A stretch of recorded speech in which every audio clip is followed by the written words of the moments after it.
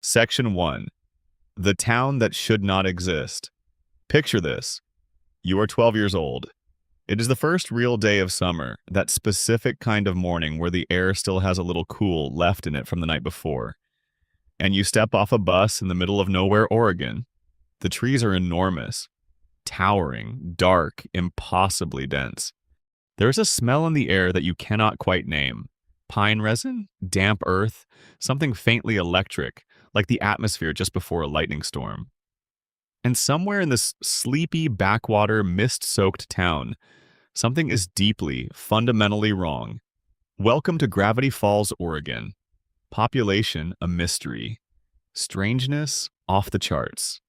Gravity Falls aired on Disney Channel and Disney XD starting in 2012, and it ran for 2 seasons before creator Alex Hirsch deliberately ended it in 2016 on his own terms, with a finale that felt earned rather than canceled. In those 2 seasons, 40 episodes give or take, Alex Hirsch and his team built one of the most intricately layered, secretly complex, cosmically weird universes ever embedded inside a piece of animation made for children. The show followed twin siblings Dipper and Mabel Pines, both 12 years old at the start of that fateful summer, who were shipped off to spend a few months with their great uncle Stan in Gravity Falls. What they found there was gnomes, ghosts, government agents, time travelers, supernatural entities, secret societies, and at the center of everything, a smiling, one-eyed triangle from another dimension with plans for the total annihilation of reality as we understand it. But here's the thing that separates Gravity Falls from everything else that was airing at the time, and honestly from almost everything that has aired since. The show was built on secrets, real ones you had to earn.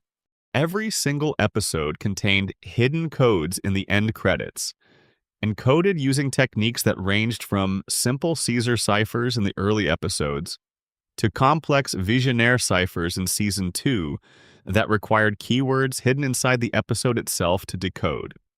The very first cryptogram ever shown in the show, tucked into the end credits of the very first episode, decoded to the sentence, "Welcome to Gravity Falls." Friendly, cheerful even.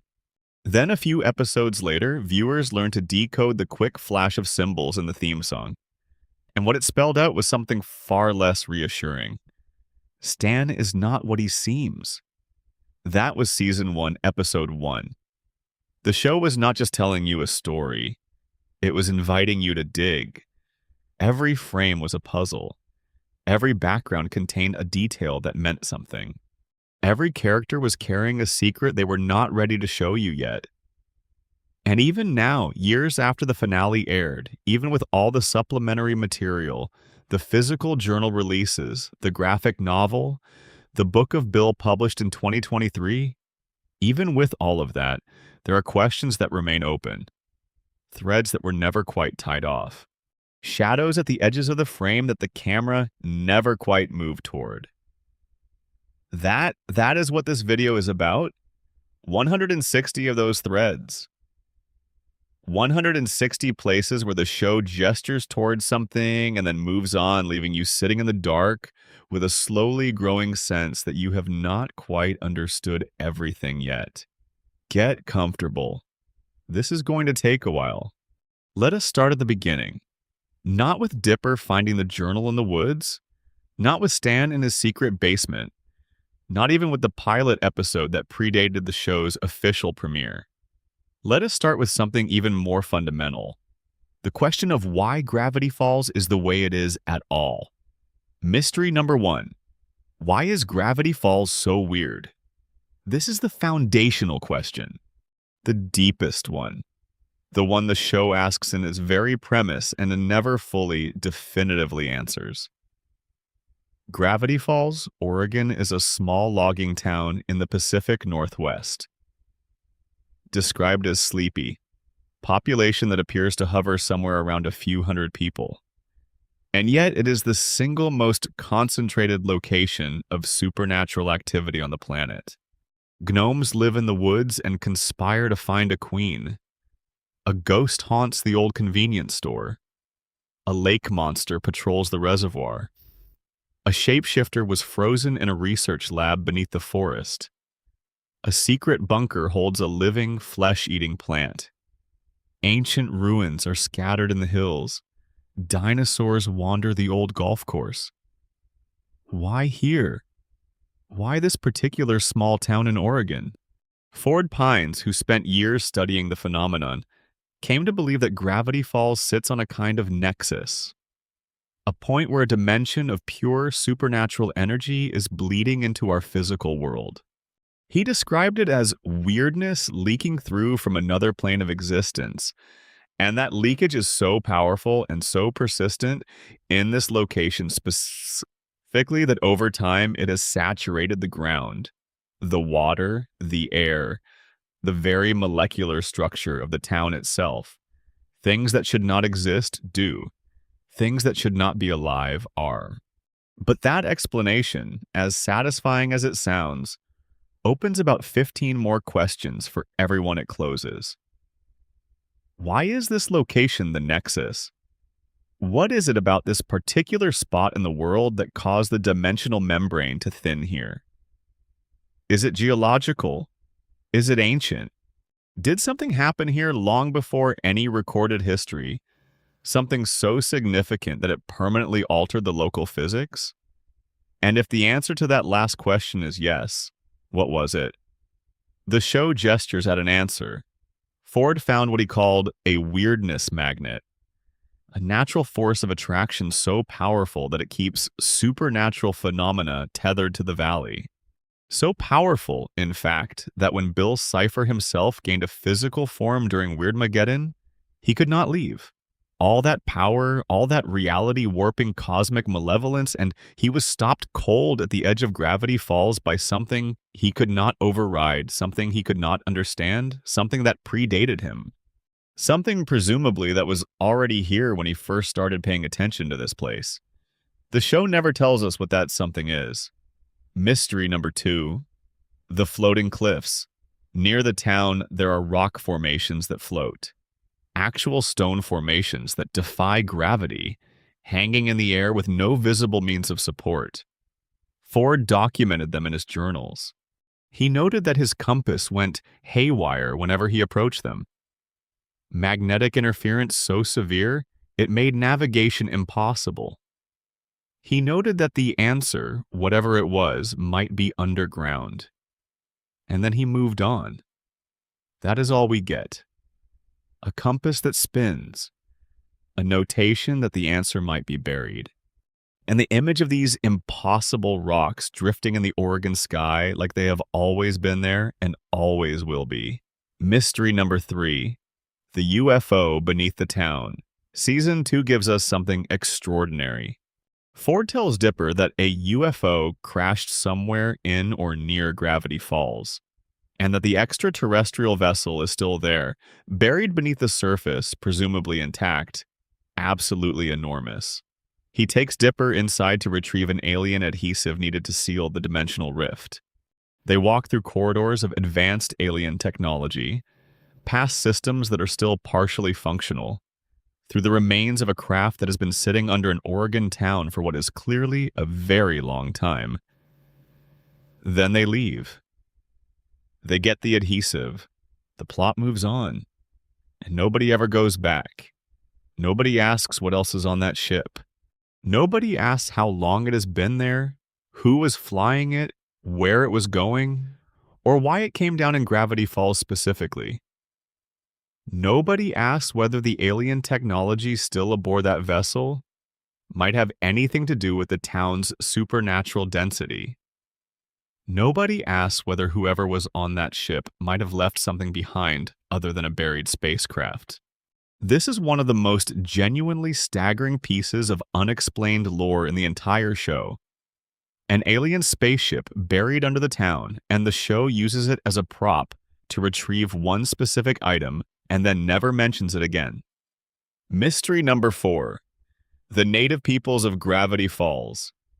There are cave paintings in the hills around Gravity Falls. Ancient pictographs that predate any of the European settlement of the area by, presumably, a very significant margin.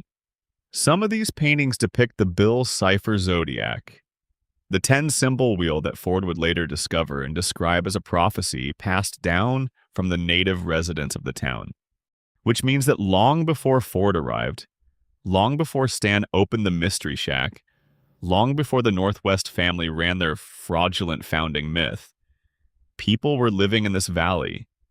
And those people knew about Bill. They knew about the Zodiac. They knew about the coming apocalypse and the 10 who could stop it. How did they know? Did Bill interact with them directly? Are the paintings a warning or a history or a set of instructions?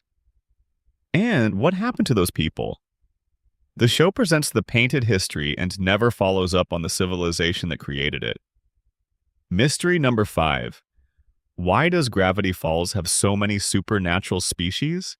The journals document dozens of creatures: gnomes, manitars, the Lilliputians, Gremloblin, the shapeshifter, the hide-behind, the gobblewonker. The list goes on and on. These are not just monsters in the woods. Many of them have their own societies, their own cultures, their own languages, and social hierarchies.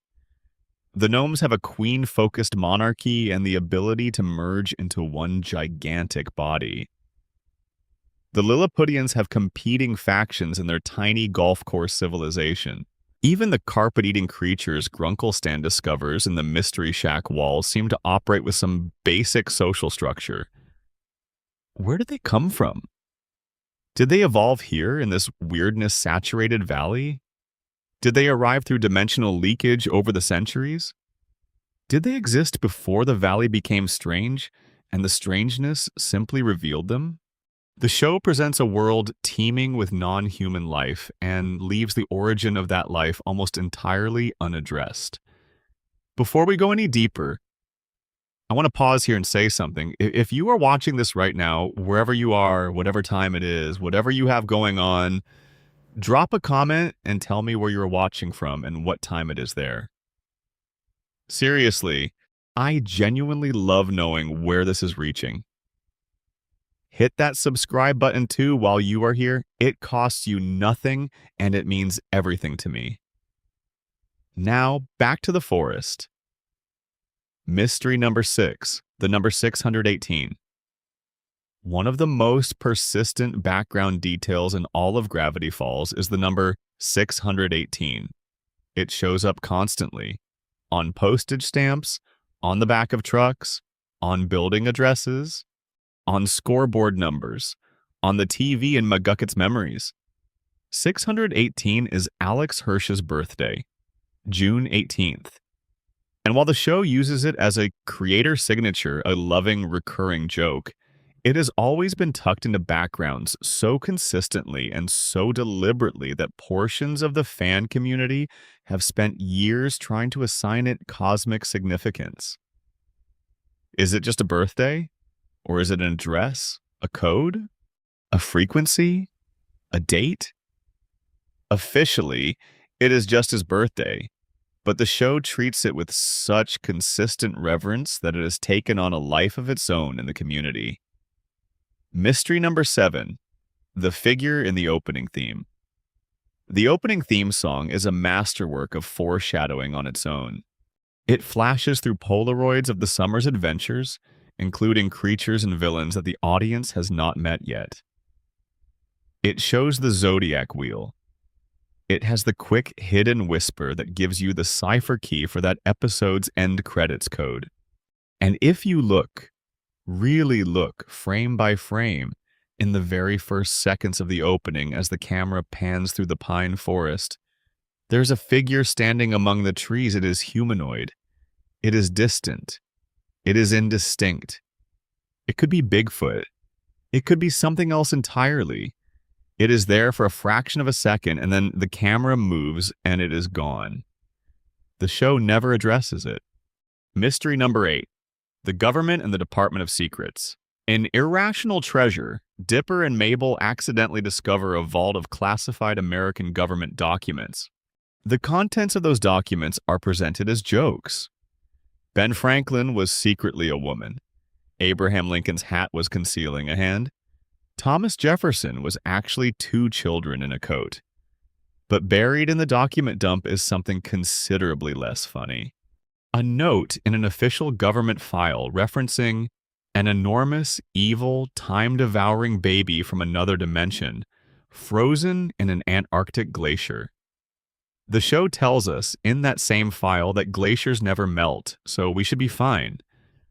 This is clearly a reference to the Time Baby, the enormous powerful entity who is later destroyed by Bill Cipher during Weirdmageddon. Which means the United States government not only knew about the Time Baby, they knew where it was, they had a file on it, and their security plan was essentially, it is cold there, so we assume nothing bad will happen. The implications of a United States government with active knowledge of interdimensional entities, supernatural phenomena, and a time-devouring apocalypse baby are enormous. What else do they know? How long have they known? Is this the same government operation that sent agents Powers and Trigger to investigate Gravity Falls in Season 2? And if Powers and Trigger's department is part of a larger apparatus for monitoring supernatural activity, what does the rest of that apparatus look like? Mystery number 9. The Journal Monocle. Attached to the spine of Journal 3 is a monocle, a single eyepiece mounted on the binding of the journal as if it belongs there. It has been there since the first episode. Ford wears glasses, not a monocle. No character in the show uses a monocle. The monocle on the journal's spine has never been explained, identified, or referenced in any dialogue or supplementary material. Who does it belong to? Mystery number 10. The 3 journals and the number 3. There are 3 journals. Ford made 3 journals. He hid them in 3 separate locations around Gravity Falls. Each journal covers different aspects of his research. The number 3 has deep significance in folklore and mythology across dozens of cultures. 3 is completeness. 3 is power. 3 is the number at which things become real. Why 3 journals specifically? Ford is a scientist. He is meticulous. He clearly had more research than could fit in 3 volumes. Is 3 a deliberate choice, a structural decision that mirrors some property of the universe he was documenting? Or did something happen that stopped the journals at 3? Is there a 4th journal? Is there a Journal 0? These questions have been circulating in the fan community since 2012 and have never been definitively answered. Section 2. The Pines Family. Blood, Secrets, and Decades of Damage. The Pines family is the heart of Gravity Falls.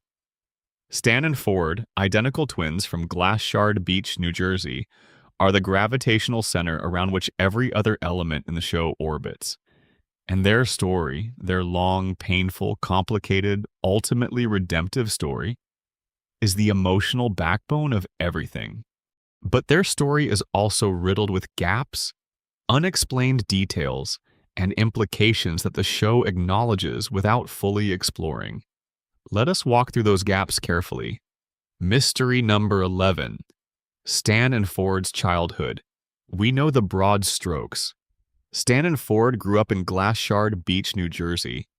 Their father, Philbrick Pines, was a harsh, demanding man who favored whichever son was doing better at any given moment, and showed very little warmth to either of them. The twins were close as children.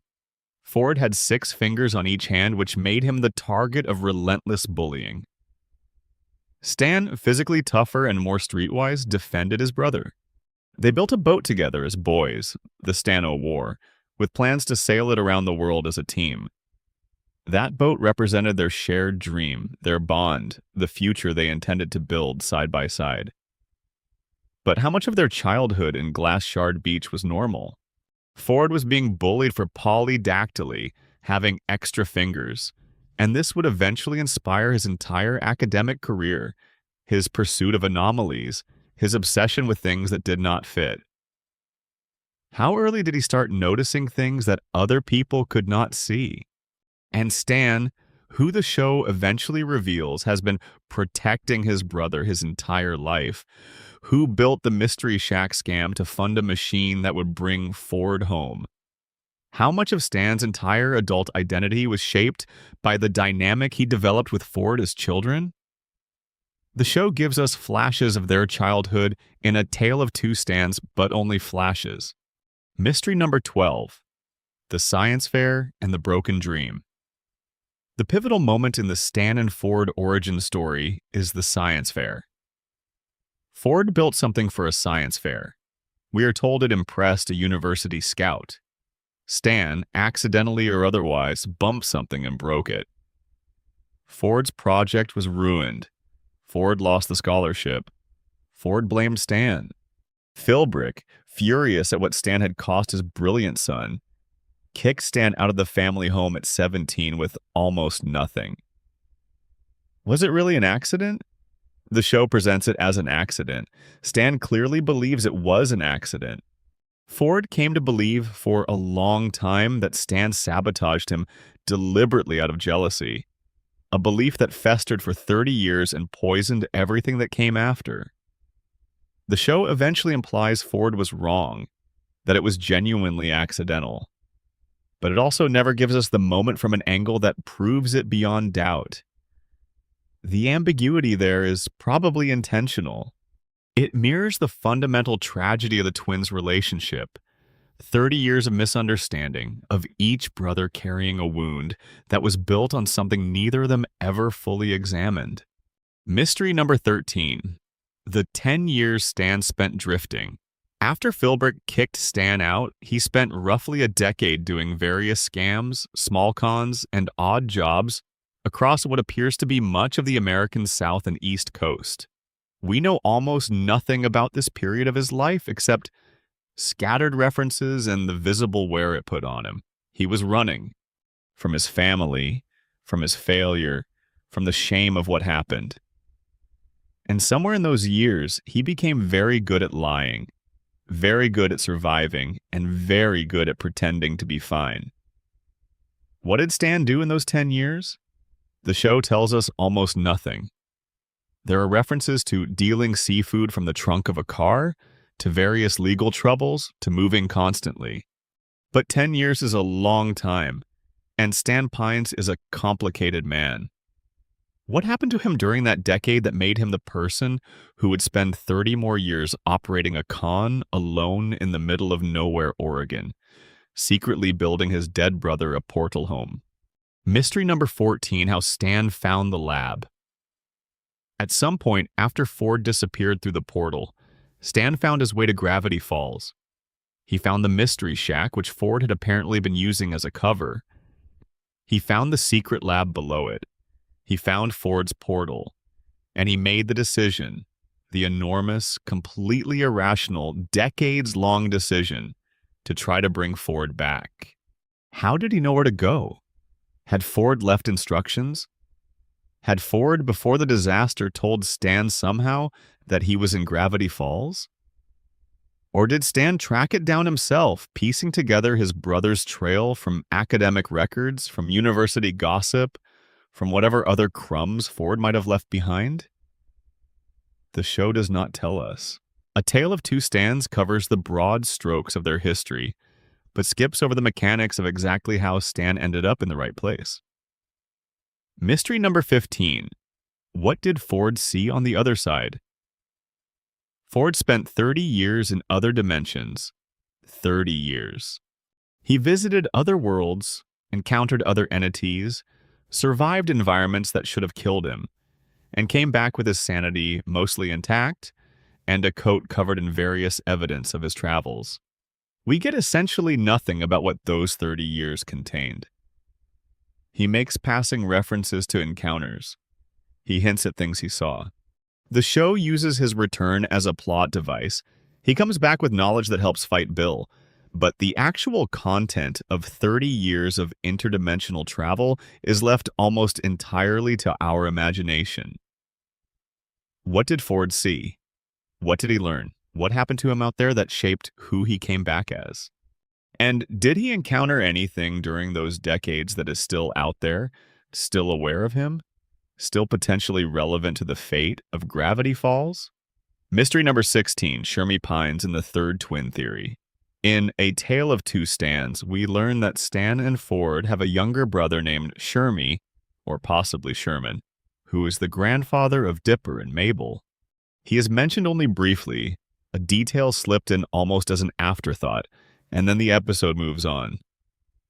But some fans have spent considerable energy wondering about Shermie. He grew up with Stan and Ford. He presumably has some knowledge of his family's history. He raised a family that eventually produced Dipper and Mabel. Why did Dipper and Mabel end up in Gravity Falls specifically? Was it luck? Was it Stan's idea? Did Shermie choose to send them there, or did their parents? And there is a more elaborate version of this question. Given that twinness seems to be a recurring pattern in the Pines family, Stan and Ford are identical twins. Dipper and Mabel are fraternal twins. Is there something genetic going on? Does the Pines bloodline have some kind of connection to the supernatural? Is the fact that it was Dipper and Mabel specifically who uncovered the journals and stood on the Zodiac and ultimately helped defeat Bill Cipher something that was always going to be them for reasons that run deeper than just chance? Mystery number 17, Philbrick Pines. Stan and Ford's father only appears briefly in flashback, but he casts a long shadow. He is controlling, dismissive, and quick to cut his sons off when they disappoint him. He kicked Stan out of the house at 17 over a broken science project. He clearly played a significant role in shaping both brothers' complicated relationship with failure, with achievement, and with each other. What became of Philbrick? Did he ever find out what happened to Ford? Did Stan ever confront him? Did Ford, after returning from 30 years in other dimensions, have any interest in going home to New Jersey and having a conversation with his father? The show gives us Philbrick as damage and then lets him drift off-screen into the past, unresolved. Mystery number 18. The Portal and the 30-Year Plan. Stan Pines spent 30 years, 3 full decades, secretly rebuilding Ford's dimensional portal in the basement of the Mystery Shack while running a tourist trap as cover. He did this alone, without help, without certainty that it would work, without knowing for sure that Ford was even still alive. He memorized journals he could not fully understand. He used equipment built to specifications created by a genius he had been estranged from for most of his adult life. There is something so devastating about that picture, this man who the world knew as a small-time con artist and tourist trap operator, and who was actually, in secret, doing something that should have been impossible out of pure love for a brother who blamed him for ruining his life. But the 30-year timeline raises questions. Stan made progress slowly, over decades, using Ford's notes. What did he do when he hit dead ends? Where did he get replacement parts for equipment that would have degraded over time? Was anyone else ever aware of what he was doing, even partially? Did the portal have effects on the surrounding area during those 30 years? Effects that might explain some of the town's weirdness, independently of the dimensional leakage Ford originally identified? Mystery number 19. The Memory Wipe Aftermath. The show ends with Stan using a memory-wiping device on himself to save everyone from Bill, who is inside his mind. Stan sacrifices his memories, all of them, to defeat the demon. Then, over the course of the finale, his memories gradually return as the others show him objects and photos that jog something loose. But does he get all of them back? Every single one? The show does not specify. It shows him remembering Dipper and Mabel, remembering Ford, smiling again at familiar faces. But 30 years of solitary life in Gravity Falls. 30 years of building something impossible alone. Dozens of specific memories tied to specific moments, specific conversations, specific things he learned that nobody else knows. Could all of that really come back just from a few photos and a pet pig? And more pressingly, did the memory ray, when used on Stan with Bill inside his mind, do anything unusual? Bill was in that mindscape when the erasure happened. What was Bill experiencing as Stan's memories dissolved around him? Is there anything of Bill that might have persisted in some trace form in the wreckage of those erased memories? Mystery number 20. The Stan War. 2. The show ends with Stan and Ford sailing off together on the Stan War 2, finally fulfilling the dream they had as boys. Sailing the world together. It is one of the most emotionally satisfying endings in recent animated television. They are together. They are free. They are old men finally doing the thing they always wanted. But what happens on that voyage? The ocean is full of things. Ford knows this better than almost anyone. And Bill Cipher, despite apparently being destroyed, left behind a world with permanently thinned dimensional boundaries. Is sailing the world's oceans after Weirdmageddon actually safe? What do they find out there? The show very deliberately leaves this as a door half open. They sail into the unknown together, and we do not follow. Section 3. Bill Cipher. Everything we still do not know. If there is one element of Gravity Falls that has generated more discussion, more theory, more obsessive deep diving than any other, it is Bill Cipher, the one-eyed triangle, the dream demon, the smiling yellow entity who wore a top hat and casually discussed the obliteration of reality as if it were a mildly amusing weather report. Bill Cipher is one of the most effective villains in animation history, and a significant part of what makes him so effective is how much about him the show deliberately does not tell us. Mystery number 21. What was Euclidia? Bill comes from a dimension called Euclidia. He describes it as a two-dimensional world, a flat plane of existence where everything was shapes and angles in geometric order. He was born there, lived there, existed as one entity among many, and he destroyed it.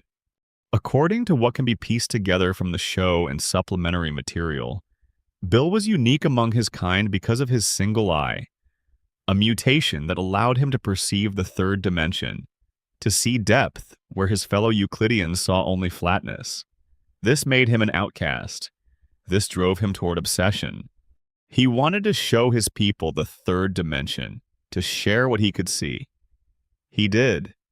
He shared it, and sharing it destroyed everything. The mechanics of Euclidia's destruction are vague. What happened exactly when Bill tried to show his dimension, the third dimension? Did the perception of it kill them? Did it cause some kind of dimensional collapse? And is Bill genuinely remorseful about it?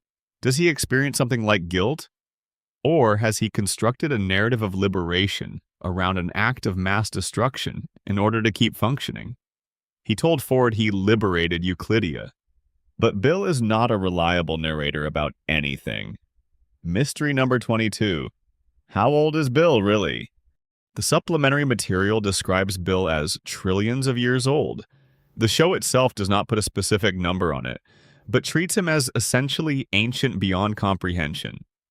He has been manipulating events across multiple dimensions for longer than human civilization has existed. He has dealt with the Time Baby, who is himself a cosmic entity of significant power and age. He has observed and interfered in the development of countless civilizations. What has he actually done during all that time?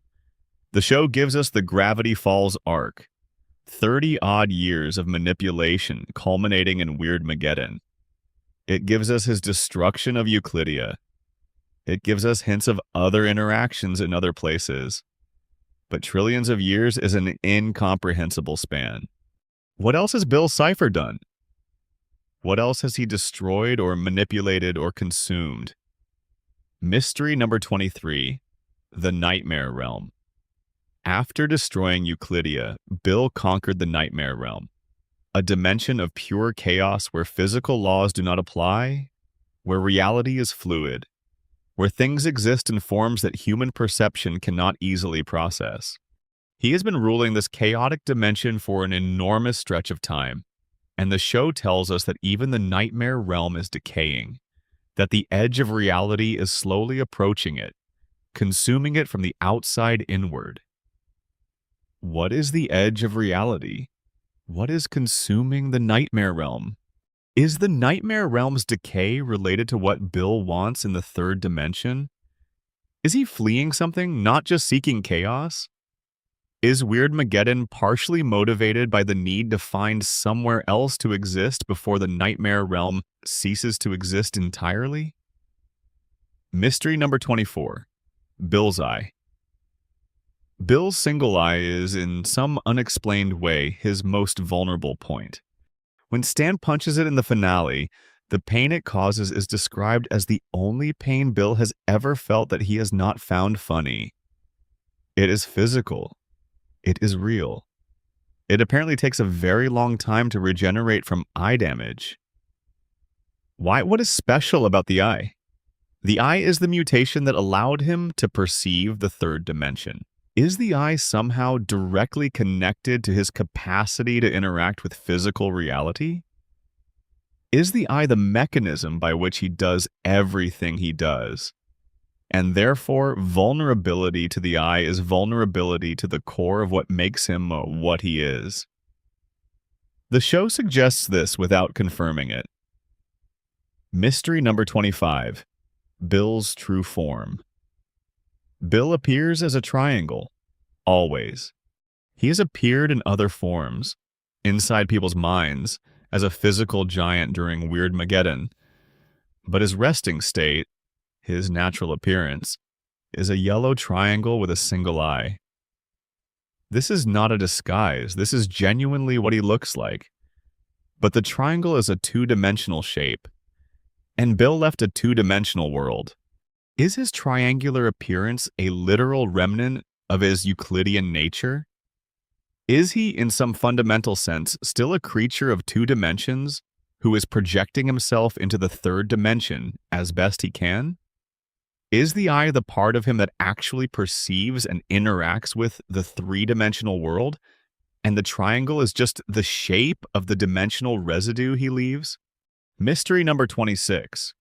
Bill's deals and their true terms. Throughout the show, Bill makes deals. He requires a handshake to possess a living person. He negotiates with people who summon him. He operates by a set of rules. Rules he sometimes seems to enjoy finding loopholes in, but rules nonetheless.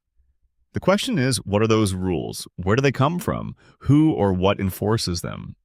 Bill is described as the most powerful entity in the nightmare realm. He can reshape reality, manipulate time, possess minds, alter matter. And yet he is bound by rules about deals and handshakes and consent. He cannot enter a mind he has not been invited into. He cannot possess a living being without a handshake agreement. Why? Is this a genuine metaphysical limitation? Or is it something more like a choice? A game that Bill plays because the rule makes the game more interesting? Mystery number 27. What Bill was doing before Bill found Ford. He came to Ford in dreams, and in those dreams he built a relationship, a friendship, or something that functioned like one. He guided Ford toward the portal toward the specific research that would let Bill cross into the physical world. The show treats this as Bill's primary scheme, the culmination of a plan that took years. But Ford was not the first scientist to investigate gravity falls, and Bill had been watching the town for longer than Ford had been alive. The cave paintings suggest awareness of Bill centuries before Ford arrived. The Blind Eye Society existed, with its memory gun, for decades, before Ford came to study the valley. Was Bill manipulating things in Gravity Falls before Ford? Who else might he have approached with offers of knowledge and friendship? How many other researchers, explorers, or curious visitors to the town did Bill appear to in dreams before he found the right one in Stanford Pines? Mystery number 28, the Cipher Hunt and Real-World Bill. After the show ended in 2016, Alex Hirsch ran an ARG, an alternate reality game, called the Cipher Hunt. This was a real-world treasure hunt that sent fans across multiple countries following clues to find a physical statue of Bill Cipher. The statue was located eventually in Reedsport, Oregon. It was a real sculpture, hidden in the real world, found through a process of decoding, collaboration, and travel. The statue itself, in universe, carries enormous lore weight. Bill is supposed to be defeated. Bill is supposed to be gone. And yet here is his physical form, represented in stone, placed deliberately in the real world. The Book of Bill, published in 2023, plays with this explicitly. The suggestion it makes, and the suggestion the Cipher Hunt makes, is that Bill's story is not quite as finished as it seemed at the end of the series. That the statue exists as more than just a prop. That whoever finds it, or touches it, or under the right circumstances encounters it, might be doing something that matters. Is Bill gone? The show says yes. The supplementary material says maybe. Mystery number 29. The Theraprism. The Book of Bill introduces the concept of the Theraprism, a dimensional prison specifically designed to contain Bill Cipher.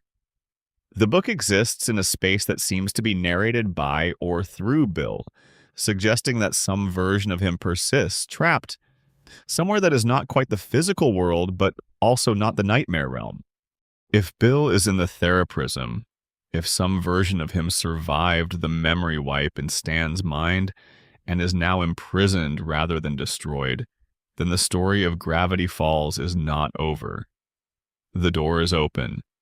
The threat is contained, not eliminated. Mystery number 30. The Weirdness Dome. During Weirdmageddon, Bill and his supernatural army were trapped inside a dome around Gravity Falls. They could not leave. The force that kept them there was related to what Ford described as the town's natural weirdness magnetism. Some property of the valley that is stronger than Bill's reality warping power. But here's the thing. After Weirdmageddon ends, after Bill is gone, after the Zodiac fails and Stan saves the day with his mind, does the dome still exist? Does the weirdness magnetism still function? Does Gravity Falls go back to being just an extremely weird small town? Or has the dimensional rift that Bill opened changed something permanently? The show ends on a note of restoration. But restoration is not the same as return to baseline. Something was torn during Weirdmageddon, something was opened. The question is whether it was properly closed. Section 3B. Bill Cipher. The deals, the dimensions, the demon's philosophy. Let us stay with Bill for another stretch, because there's more here than fits in a single section. Bill Cipher is not just a villain. He is, in the architecture of the show, a philosophical position. He represents the universe as chaos, as a place without inherent meaning, without rules that matter, without anything worth protecting. He represents the view that everything beautiful is just an illusion waiting to be stripped away, that love and loyalty and family are just chemical reactions in meat, that reality itself is a joke, and the punchline is how seriously everyone takes it. And the show's argument, its emotional counter-argument to everything Bill represents, is the Pines family. The love that Stan has for Ford. The love that Dipper has for Mabel. The love that all of them, in their broken and complicated and sometimes deeply dysfunctional ways, have for each other. That is what defeats Bill in the end. Not the Zodiac. Not Ford's quantum destabilizer. Not even the memory wipe, really. The memory wipe works because Stan chooses to sacrifice himself, and that choice only exists because of love. And love is the one thing Bill has never been able to account for in his calculations. That is a beautiful argument, but it raises its own questions. Mystery number 31, B. Bill's understanding of love. Bill claims to have driven a galaxy to madness and caused the extinction of countless species. He claims to be trillions of years old and to have seen everything the cosmos has to offer. He has been manipulating minds and realities and dimensional physics for longer than human civilization has existed. And the thing that defeats him is two brothers who love each other enough that one of them will erase himself to save the other. Did Bill see that coming?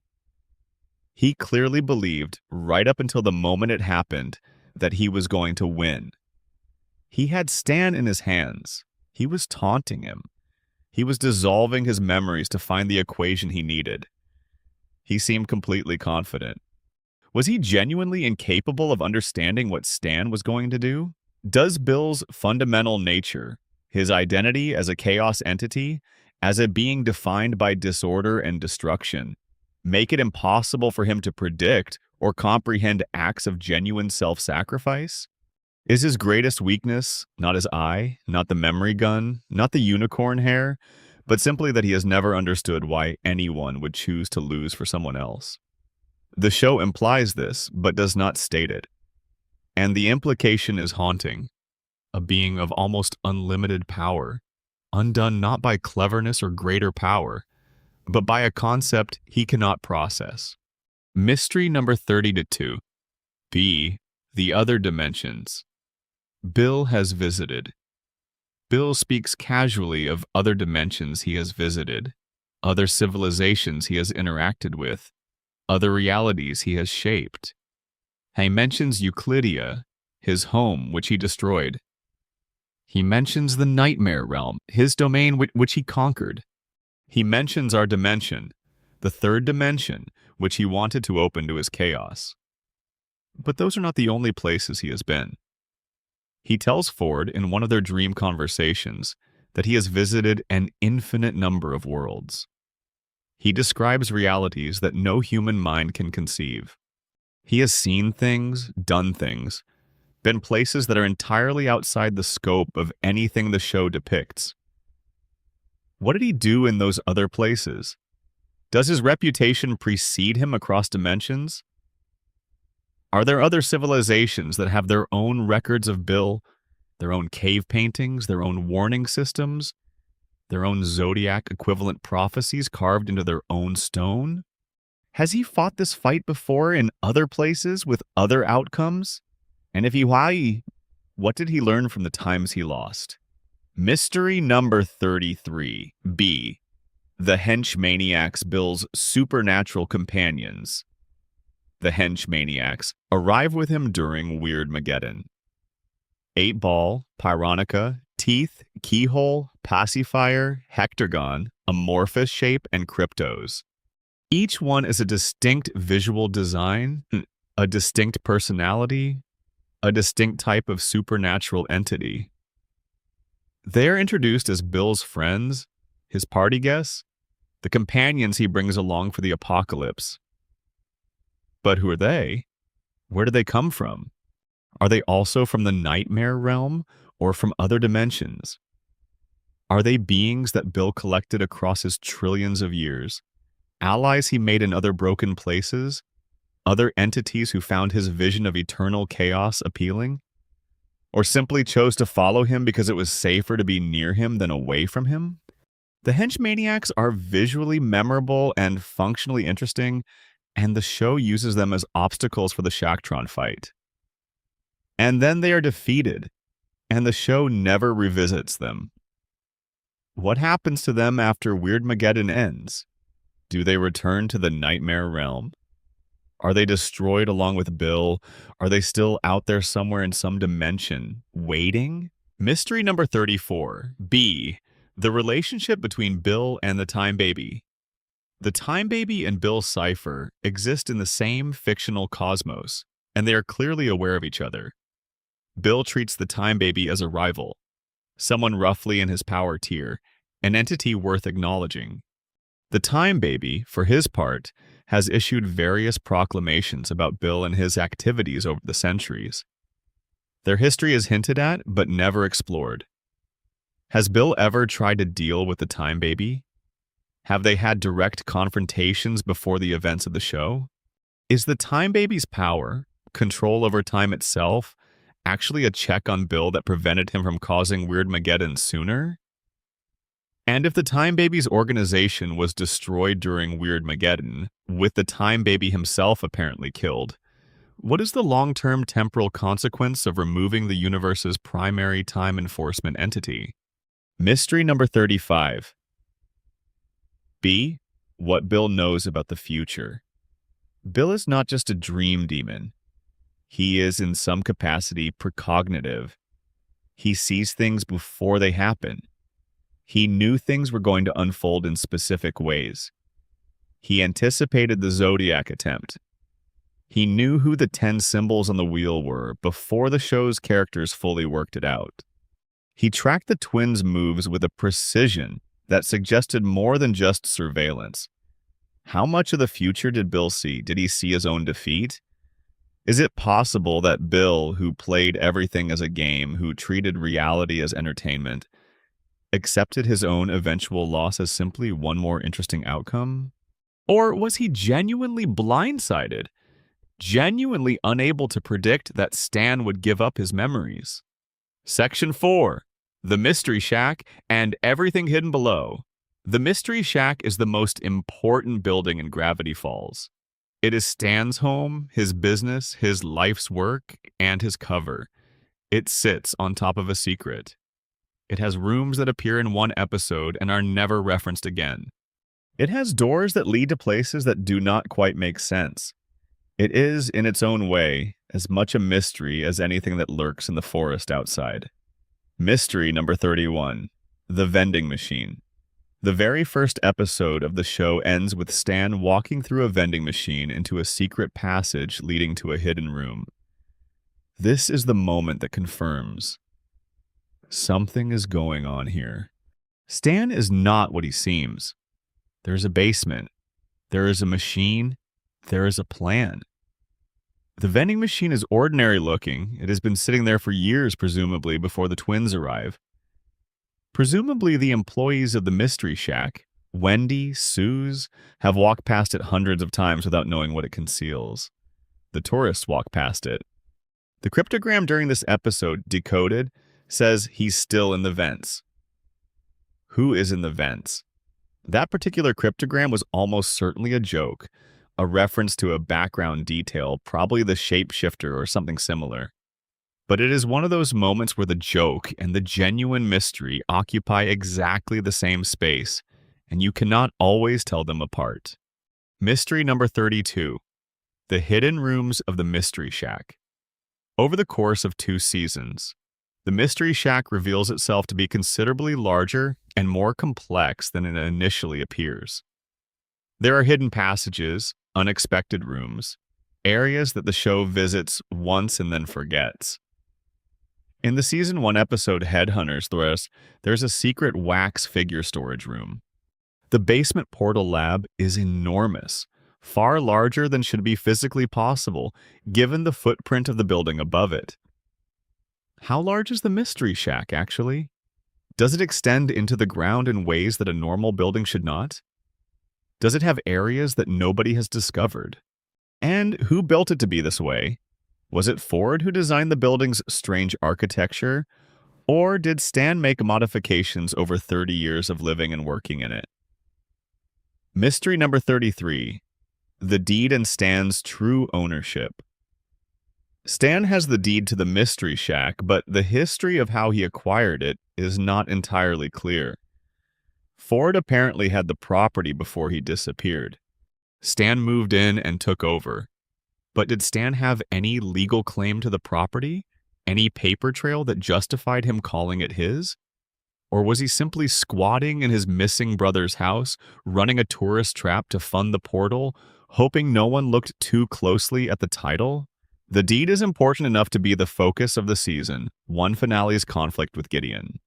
But the story of how Stan legally holds on to it, or whether he legally holds on to it at all, is never fully explained. Mystery number 34. The portal's effects on the town. Stan ran the portal, or attempted to run it, for 30 years. He was feeding power into a machine designed to punch a hole between dimensions. He was doing this under a building in the middle of a small town. For 30 years. Is it possible that the portal's operation over those 3 decades contributed to or amplified the supernatural weirdness of Gravity Falls? Did it affect the surrounding forest, the water table, the behavior of the creatures in the area? The show presents the supernatural density of the town as something that predates Stan's involvement entirely, as something Ford came to investigate, not something Ford or Stan created. But 30 years of a running dimensional portal might reasonably have added to what was already there. Mystery number 35. The Gnome Under the Floorboards. In the first season episode, The Hand That Rocks the Mabel, there's a moment that has haunted fans for years. A gnome is visible living beneath the floorboards of the Mystery Shack. Just there, peacefully existing. And nobody acknowledges him, nobody says anything. He is just a gnome under the floor of the Mystery Shack, visible in the background of a scene, and then gone. Is Jeff the gnome living under the Mystery Shack? Did Jeff, the head gnome from the pilot episode, take up residence under the building after the events of the first episode? The show never confirms this. It never brings it up. The gnome under the floorboards is simply there. A mystery in approximately 4 seconds of screen time, and the episode moves on. Section 5, The 3 Journals. Secrets in Ink. Ford's journals are the show's central artifact. 3 notebooks covering his years of research in Gravity Falls, documenting creatures, theories, supernatural phenomena, and warnings. They are beautifully designed objects. The physical prop versions released by Disney are dense with hidden details, coded messages, handwritten annotations, and layered information that reveals itself slowly over multiple readings. Even years after fans have combed through every page, the journals retain an air of incomplete revelation. Mystery number 36. Journal 1's location. During Season 1. At the start of the show, Dipper finds Journal 3 in the woods. It is the 3rd volume of Ford's research. Journals 1 and 2 are presumably elsewhere. Gideon, it turns out, had Journal 2. He used it to summon Bill. Journal 1 is harder to track. Its location during the events of Season 1 is unclear. When it does appear in the show, it seems to materialize as needed, without a fully coherent explanation of where it was being kept. Ford presumably hid all 3 journals in different locations. Journal 3 was buried in the woods. Journal 2 somehow ended up in Gideon's possession. Journal 1's hiding place and how it was found are never explained in the show, with the same clarity as Journal 3's discovery. Mystery number 37. What Ford did not write down. Ford was meticulous. He documented everything he could, but the journal specifically warned the reader not to trust Bill Cipher. And Ford acknowledges in the text that Bill influenced his thinking for years before he realized it. Which raises the question, is there research Ford conducted, conclusions Ford reached, information Ford compiled, that he deliberately did not put in the journals because he was not sure whether that information came from him or from Bill? How much of Ford's documented knowledge might be compromised? And conversely, is there something Ford knew, some key piece of information about the town, or the supernatural, or Bill, Chai, that he held back from the journals because he was afraid of what would happen if it was written down? Mystery number 38. The Symbol Cipher. Ford used a personal symbol substitution cipher throughout the journals, his own encoding system that required knowledge of a specific symbol key to decode. This cipher, once broken by fans using a font file discovered in a tied to the show website, revealed additional layers of text throughout the journals. Annotations, warnings, observations encoded on top of already written pages. But not all of those annotations have been fully translated and contextualized. There are marginal notes in Ford's symbol cipher that appear on pages dealing with Bill Cipher, on pages dealing with the portal, on pages dealing with supernatural creatures that have been decoded but whose full meaning and context has never been confirmed by Alex Hirsch or the show's creators. Mystery number 39. Ford's original notes on Bill Ford's journals contain his earliest notes on encountering Bill in dreams. He describes Bill as a muse, as a collaborator, as something that felt like a genuine intellectual partnership. He describes the excitement of receiving information about other dimensions, about the structure of reality, about things that no human scientist had ever had access to before. At some point, Ford realized the truth. He realized Bill was manipulating him. He rebuilt the portal in secret while pretending to continue cooperating with Bill. He eventually destroyed the portal, accidentally during the fight with Stan, rather than let Bill use it. But we never see Ford's private notes from the period when he first started to suspect. The moment of realization, the first crack in the relationship, the first time Ford thought something was wrong, is never shown. Mystery number 40. Journal 3's condition. Journal 3, when Dipper finds it, is missing pages. Torn out deliberately, ripped roughly, gone. Ford presumably removed those pages himself, for reasons the show implies but does not fully state. What was on those missing pages? Were they pages that contained information too dangerous to leave lying around? Pages that Bill had influenced Ford to write, which Ford later wanted to destroy? Pages with information about the portal's operation that Ford did not want anyone to find? The show references the missing pages but never fully accounts for their content. Mystery number 41. The Gremloblin's Warning. McGucket's descent into madness began with an encounter with the Gremloblin, a creature that Ford had documented in the journals. The Gremloblin has the ability to show the viewer their worst nightmare, and McGucket looked into its eyes. What he saw was enough to make him want to erase his own memories. It was enough to prompt him to build the memory gun and the Blind Eye Society. What did McGucket see? The show shows flashes. There is Bill. There is something enormous and dark. But the specific vision, the precise nightmare that the Gremloblin showed him, is never fully shown or explained. Section 6. The Blind Eye Society. Memory, forgetting, and what they were hiding. The Society of the Blind Eye is one of the most quietly fascinating institutions in Gravity Falls. A secret organization operating beneath the local history museum, dedicated to erasing the supernatural memories of the town's residents. Founded by McGucket in 1982, eventually corrupted and run by an increasingly callous leader. Ultimately dismantled by Dipper and the gang. But the Society and its Hall of Forgotten Memories contain some of the show's most intriguing, unresolved material. Mystery number 42. Jeffrey Canuck. In the Hall of the Forgotten, the underground chamber where the Blind Eye Society stored erased memories in glass tubes, there are hundreds of tubes, each labeled with a resident's name. Most of the tubes belong to townspeople whose encounters with the supernatural were too much to bear. But there is one tube that has attracted intense fan attention since the episode first aired.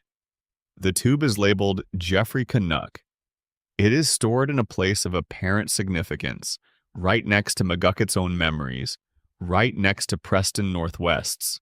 These are not random placements. The hall seems to arrange tubes by significance. And Jeffrey Canuck has never been identified, never appeared in the show as a character, never been referenced in supplementary material. Who is Jeffrey Canuck? Why was his memory considered significant enough to store next to the founder of the society and the richest man in town? What did he see? What did he know? The show has never answered this. Alex Hirsch, as far as the fan community can determine, has never addressed it publicly. Mystery number 43. Preston Northwest and the Memory Tube. Preston Northwest has a memory tube in the hall. His name is on one of the stored memories. At some point, between the Society's founding in 1982 and the twins' arrival in 2012, Preston Northwest had a supernatural memory erased. What did he see? Given everything we know about the Northwest family's history, their secret documents, their ancestral crimes, their decades of suppression and manipulation. What supernatural encounter was significant enough that Preston wanted it gone? And how does that experience connect to his willingness, in the very first seconds of Weirdmageddon, to enthusiastically offer his allegiance to Bill Cipher? Mystery number 44. The extent of memory erasure on the town. The Blind Eye Society had been operating since 1982. 30 years of erasing supernatural memories from Gravity Falls residents.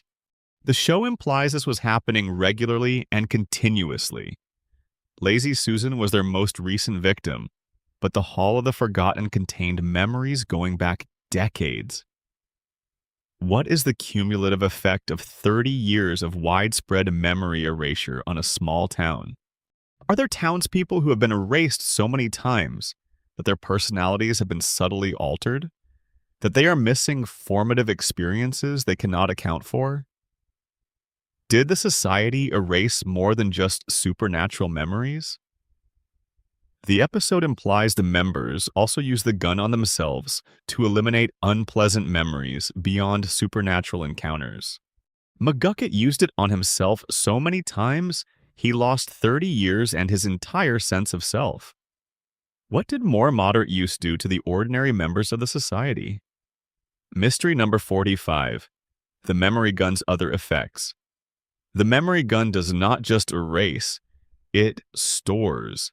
The erased memories are captured in physical glass tubes and placed in the hall, which means that somewhere in those hundreds of tubes are the accumulated supernatural experiences of every resident who encountered something in Gravity Falls over 30 years. At the end of the episode, Dipper uses the gun on the society members, erasing their memories of the society. The tubes presumably remain. Is that hall still down there under the museum? Are all those memories still stored, intact? Could someone theoretically retrieve and access them? What is in those tubes? 30 years of supernatural encounters from dozens of people. 30 years of things seen and heard and experienced in a town that sits on a dimensional nexus. That archive is possibly the most complete record of Gravity Falls' supernatural history in existence.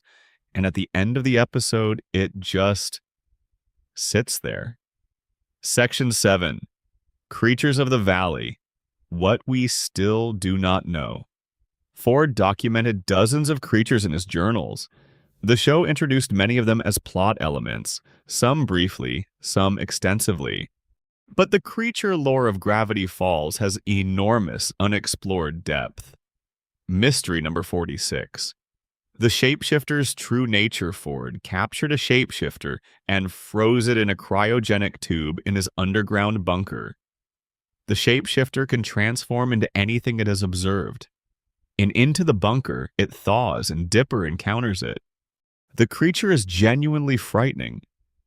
It mimics Dipper almost perfectly. It learns quickly, it is cunning and dangerous. But the shapeshifter also knows things. It tells Dipper that it has seen his future. That one day Dipper's face will be frozen in a look of fear. It says this with the certainty of something that has observed more than it should have been able to. How did it know? Did it observe something from its tube that it should not have been able to see from containment? Has the shapeshifter been more aware than Ford realized during its imprisonment? And what exactly is the shapeshifter's origin? Is it native to Gravity Falls, or did it arrive through dimensional leakage? Mystery number 47.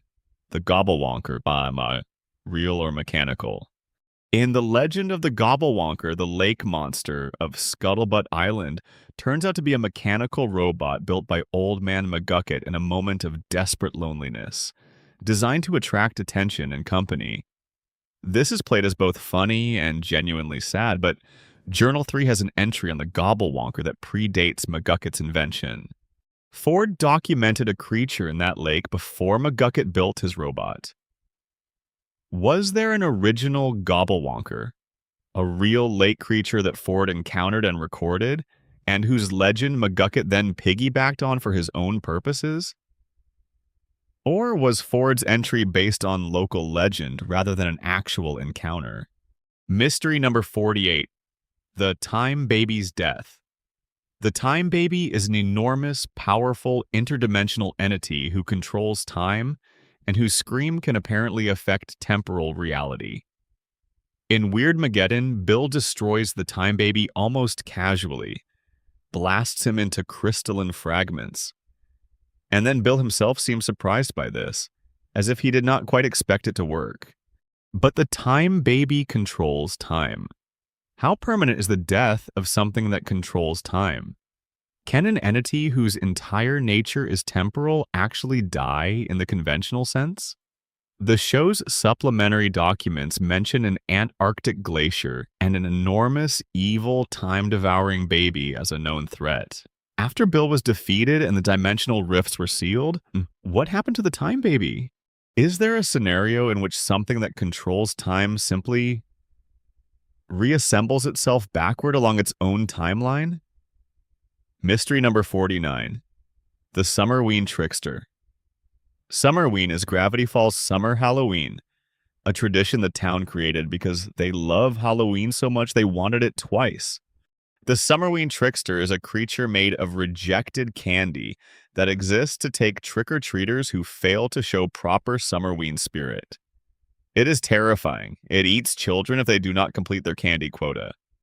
But where did the trickster come from? What is it really? It is clearly supernatural. It transforms. It revives. It is driven by something that looks like genuine feeling. Rejection. Wanting to be loved. Is the trickster a ghost? A demon? A creature that spontaneously formed from discarded candy and emotional resonance? And does it exist elsewhere or only in Gravity Falls? Mystery number 50. The Hide Behind Ford documented something called the Hide Behind in the Journals, a creature that can only be seen when it is not being looked at. It exists at the edge of perception, retreating whenever your gaze turns toward it. You can hear it, feel its presence, but you can never see it face to face. The creature is mentioned in the show's journal-based supplementary material, but never appears as a plot element. What is it? Where does it live? Is it actually a threat or just a persistent weird presence? And given the town's density of supernatural activity, given that a dozen different entities and factions were all operating in the same valley, how does the Hide Behind interact with the rest of the supernatural ecosystem? Does it hide from gnomes too? Mystery number 51. The Manotors and Their History. In Dipper versus Manliness, Dipper discovers a tribe of Manotors living in a cave system in the mountains outside town. They are enormous, deeply invested in a specific performative version of masculinity, and they have been living in those mountains apparently for a long time. How long? Do the Manotors predate Gravity Falls' founding? Have they always been there? Do they have their own history and mythology, their own relationship with the town and its supernatural residents? The episode uses them for a specific story about Dipper's insecurities, and then the Manotors essentially disappear from the show's focus entirely. Mystery number 52. The Gremloblin. The Gremloblin. The nightmare vision creature that first broke McGucket's mind appears only briefly in the show, but it is one of the most significant creatures in the entire backstory. Without the Gremloblin, there is no Blind Eye Society. Without the Blind Eye Society, the town's supernatural history would have been documented and accessible rather than systematically suppressed. Where does the Gremloblin live? Is it still out there? How does it work? Is the nightmare vision it shows a genuine perception of hidden fears, or does it simply reflect the viewer's own anxieties back at them? And given that it somehow showed McGucket something connected to Bill Cipher, given that the vision McGucket saw was clearly related to the larger supernatural situation in Gravity Falls, is the Gremloblin sentient? Does it have an agenda? Mystery number 53. The Giants briefly glimpsed in the background of various episodes and noted in the journals. There appear to be giants in the forests and mountains around Gravity Falls. Enormous figures moving through the trees. Usually a distance, usually in the background, never addressed directly. What are they? Are they aware of the town and its residents? Have they been there since the valley first became strange? Are they dangerous? Mystery number 53, B. The Wax Figures and Who Made Them Stand's Mystery Shack has a wax museum section. Wax figures of historical figures and celebrities. In Headhunters, Mabel creates a wax figure of Stan, and then the wax figures come to life. They speak. They have personalities. They have apparently been living in storage for a very long time and are deeply bitter about it. The episode plays this for comedy, but it raises a genuinely interesting question. Were the wax figures always alive? Is this a natural property of Gravity Falls, that objects, given enough time in the presence of the town's supernatural density, develop some form of consciousness? Or was there a specific event, a dimensional fluctuation, a piece of magic applied to them, something that animated them? The show never explains why the wax figures were sentient. It presents it as self-evident that, of course, the Wax Museum has developed feelings because this is Gravity Falls. Mystery number 53. C. The Pioneer Day Statues. On Pioneer Day, Gravity Falls celebrates its founding. There are statues, ceremonies, and historical reenactments. Most of the town's founding mythology, as we eventually learn, is false. Nathaniel Northwest was a fraud, and the real founder was Quentin Tremblay, a gloriously incompetent former United States president. But the Pioneer Day traditions themselves, where did they come from? How did the town construct this elaborate mythology around a false founder? Did Nathaniel Northwest himself design the celebration, establishing a tradition of ancestor worship that would perpetuate his family's fraudulent prestige for generations? And given that the government apparently knew the truth all along, they had the documents, did they ever consider simply telling the town? Did the Northwest family's influence reach far enough to suppress that revelation indefinitely? Mystery number 54. The Floating Eyeballs. Recurring in the background of Gravity Falls imagery, on the stained glass windows of certain buildings, in certain paintings, in certain background details, are floating eyeballs. Not always the single eye of Bill Cipher, but independent floating eyes, sometimes in clusters. The show uses eyes as a consistent symbolic motif. The Blind Eye Society, Bill's singular eye, the eye imagery in Ford's portal. But the floating eyeballs in background art never receive an explanation. Are they surveillance, decoration, a cultural artifact of a town that knows it is being watched? Or something else entirely? Section 8. Time, loops, and the fractures left behind gravity. Falls plays with time in ways that most children's animated shows do not. Blendin Blandin, the time cop from the future, is evidence of an entire bureaucratic apparatus built around temporal regulation. The events of the show create observable, documented paradoxes, and the implications of those paradoxes are rarely fully explored. Mystery number 55. Blendin Blandin's Full History. Blendin Blandin is a time traveler sent from the year 207,012 to fix timeline anomalies in Gravity Falls. He is harried, anxious, perpetually flustered, and seemingly incompetent. He arrives to clean up messes and usually makes new ones. He eventually loses his job due to Dipper and Mabel's interference. He gets it back. He is then possessed by Bill Cipher to initiate Weirdmageddon. After that, we have very little. Bill used his body as a vessel to trick Mabel. Blendin was presumably returned to himself after Bill departed. But the trauma of having a malevolent cosmic entity inhabit your body, of being a time cop from the year 207,012 who got conscripted into the apocalypse as a physical puppet, is substantial. What happened to Blendin Blandin after Weirdmageddon? Does he continue his work as a time cop? Does the Time Anomaly Investigation Bureau, which was obliterated when the Time Baby was destroyed, even still exist? Mystery number 56, The Future of Gravity.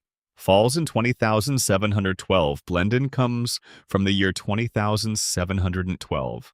That is approximately 205,000 years in the future. He knows enough about Gravity Falls in 2012 to be assigned there for cleanup missions. He references the town's history as documented in his era's records. What is Gravity Falls like in 207012? Does the town still exist? Does the Weirdness Magnet still function? Did the events of Weirdmageddon leave a permanent mark on the valley that is still detectable and documented 200,000 years later? And if the Time Babies organization is aware enough of Gravity Falls' significance to assign a dedicated operative there, what do they know about the town that the characters of 2012 do not? Mystery number 57. The Grandfather Paradox. Problems, time travel, and Gravity Falls is presented as genuine. Things that happened in the past can be changed. Dipper and Mabel both interact with past events directly, but the show does not fully address the paradox implications of the changes they make. In The Time Traveler's Pig, Dipper goes back in time repeatedly trying to catch a baseball to impress Wendy. Each iteration creates a new version of the same afternoon. The show plays this for comedy, but the mechanics are troubling. Each failed attempt was experienced by someone, by the version of Dipper in each earlier loop. Are those Dippers still somewhere? Are there multiple timelines running parallel? Or does time and Gravity Falls snap back each loop, overwriting the previous version? Mystery number 58. Blendon's Time Tape. Blendon has a time machine built into a tape measure by a compact personal temporal device. This device is capable of targeted, precise time travel within specific ranges. Throughout the show, it is used, misused, borrowed, stolen, and retrieved. The time tape ends up in different hands at different points in the show, and the mechanics of who has it and what was done with it are not always fully accounted for. Is there a version of events somewhere where the time tape was used in ways the main characters are not aware of, creating pockets of temporal interference that have not been cleaned up? Mystery. Number 59. Journal 3's Hidden Warnings About Time. Ford's journals contain, in their encoded sections, several warnings about time manipulation. Ford had clearly done research on temporal phenomena as part of his general supernatural investigation. He notes specific things that should not be interfered with, specific events that must be allowed to happen, specific moments in the Gravity Falls timeline that have, in his estimation, causative weight. Which moments? What was Ford protecting? Did he have foreknowledge of specific events that the show never fully reveals? Mystery number 60, The Note from the Future. In a specific, briefly shown detail that fans have lingered over, there appears to be evidence in the show that someone from the future sent information back to Gravity Falls past. This is implied in certain journal annotations, in certain cryptogram messages, in the structure of specific episodes' plotting. Did Ford, at some point in his interdimensional travels, acquire foreknowledge of the events of the summer of 2012? Did the events of that summer only unfold as they did because someone who had already lived them arranged for the right people to be in the right place? Section 9. The Government, the Agents, and the Deeper Web. Mystery number 61. Agents, Powers, and Trigger. Agents, Powers, and Trigger arrive in Gravity Falls in the Season 2 premiere. They are federal agents assigned to investigate anomalous activity in the area. They are professional, calm, and clearly have a deeper understanding of what they are looking for than they let on. The show places them consistently in the background of events throughout Season 2. They appear at Mabel's show in the library, at the mall, behind Seuss's car. They are always watching, always present, never quite in the frame. They are not the main characters. They are not central to the plot. But they represent something enormously significant. Government awareness of Gravity Falls' supernatural density. Official, organized, institutional awareness. This is not two agents stumbling across something weird. This is a government operation. What organization do they work for? The show references something called the Blind Eye Adjacent Government Conspiracy Department of Secrets, but never names the specific agency. Is it the same agency that had the file on Quentin Tremblay? The same agency that knew about the time baby in the Antarctic glacier? Mystery number 62. What the government knows about Bill. If there's a government operation monitoring Gravity Falls, and Gravity Falls has been sitting on a dimensional nexus for at least the entirety of recorded American history, and Bill Cipher has been interacting with the town for at least as long, does the government know about Bill? The secret documents in Irrational Treasure contain a reference to the time baby, but do not specifically mention Bill. But Bill has been operating in human minds, making deals, influencing events for a very long time. Has the government encountered his work before? Did they study it? Did they try to contain it? Or has Bill been careful enough about hiding his influence that even an organized surveillance operation missed him? Mystery number 63. Powers and Trigger. After Weirdmageddon. After Weirdmageddon, the town presumably receives significant government attention.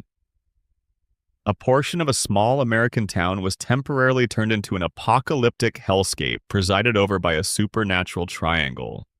The townspeople were petrified and stacked into a throne. There was a pyramid visible from outside the town. People noticed. The outside world noticed. There were news reports. There were aerial views. And yet the show ends with Gravity Falls essentially returning to normal, with the implication that the town goes back to being a quiet, slightly weird corner of Oregon. What did the government do after Weirdmageddon? Did Powers and Trigger file a report? Was there a cover-up?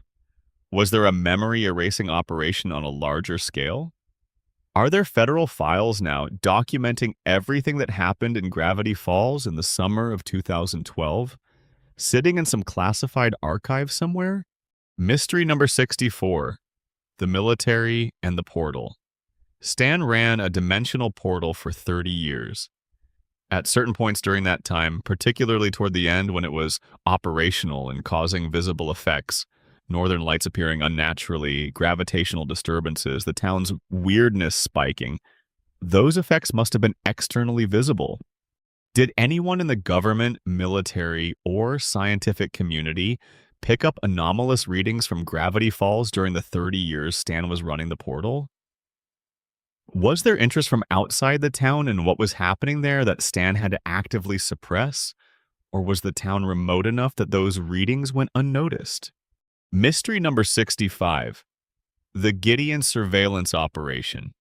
Gideon Gleeful, the child psychic and villain of Season 1, had his own surveillance operation running throughout Gravity Falls. He had cameras hidden everywhere in the Mystery Shack, in residents' homes, in public spaces. He had been running this operation for an undisclosed amount of time before the twins arrived. What had Gideon seen through those cameras before the summer of 2012? He had Journal 2, which he used to summon Bill. He was clearly investigating the town's supernatural history on his own timeline, independent of the twins. What did he find? Section 10. The Townspeople. Hidden Lives in Plain Sight. Gravity Falls is a small town. It has recurring background characters who the show returns to again and again, giving them just enough detail to suggest full lives happening just off camera. Some of those details are charming, some are unsettling, and some raise questions the show never quite answers. Mystery number 66. Seuss's father. Jesus Seuss Ramirez is one of the most beloved characters in the show. A big-hearted, endlessly enthusiastic handyman who essentially functions as the twins' adult friend and occasional babysitter. He is warm, funny, and deeply attached to his family at the Mystery Shack. But Seuss's father is absent. He has been absent since Seuss was a child. Every year on his birthday, Seuss waits for a card from his father. Sometimes a card comes, sometimes it does not. The episode Blendon's Game addresses this with genuine emotional weight. Seuss's relationship with his absent father, his longing for a paternal figure, and how that longing has shaped who he became, and why the Mystery Shack family means so much to him. But who is Seuss's father? Where is he? Why did he leave? Was it ordinary abandonment, or is there something about Seuss's father's disappearance that connects to anything else in the show?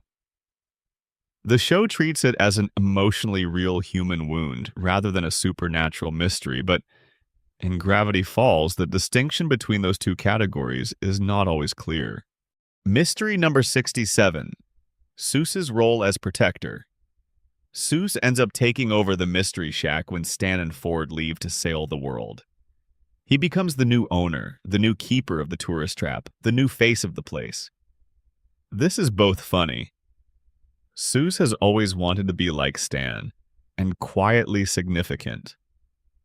The Mystery Shack sits on top of Ford's lab.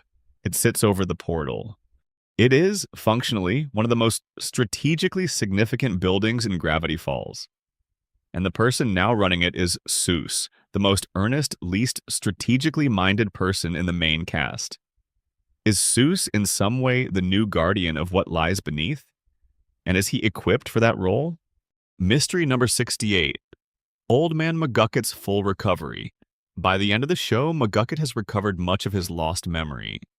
He has reconciled with Ford, reconnected with his son Tate, used his engineering genius to help fight Weirdmageddon with the Shacktron, and by the finale's coda, he has purchased Northwest Manor with the money he made selling inventions during Weirdmageddon, which is darkly hilarious. But has McGucket fully recovered? He used the memory gun on himself more times than any other person, over a span of 30 years. The show implies he gets better, but the same show that implied Blind Ivan had no life outside the society and was therefore permanently devastated by losing those memories also showed McGucket recovering remarkably quickly. Is there damage that McGucket has not shown anyone? Memories he cannot retrieve that were simply overwritten too many times to come back? And given what McGucket knows, his years as Ford's research assistant, what he saw through the portal, what the Gremloblin showed him, is he carrying information that would still be significant and dangerous if it returned? Mystery number 69. Pacifica Northwest's future. The show's treatment of Pacifica is one of its quiet successes. She starts as a rich girl bully, a one-note antagonist. Then Northwest Mansion Mystery reveals the mechanism behind her cruelty.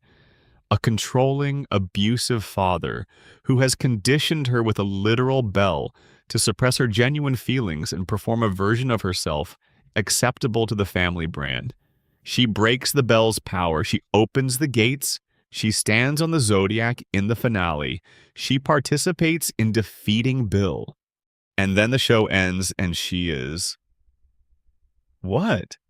A teenager whose family has been financially devastated by Weirdmageddon, whose father tried to ally himself with the apocalypse, whose ancestral mansion is now owned by Old Man McGucket. What does Pacifica's life look like after Gravity Falls? The show gestures toward her being a better person, more honest, less performatively cruel. But the structural circumstances of her life have been completely upended. Mystery number 70. Sheriff Blubbs and Deputy Derlin Gravity Falls law enforcement consists of two people.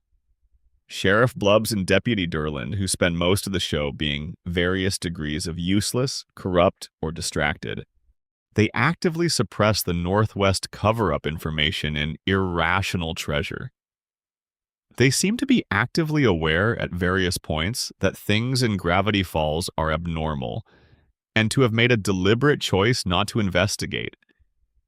But they end up in the Weirdmageddon throne along with everyone else.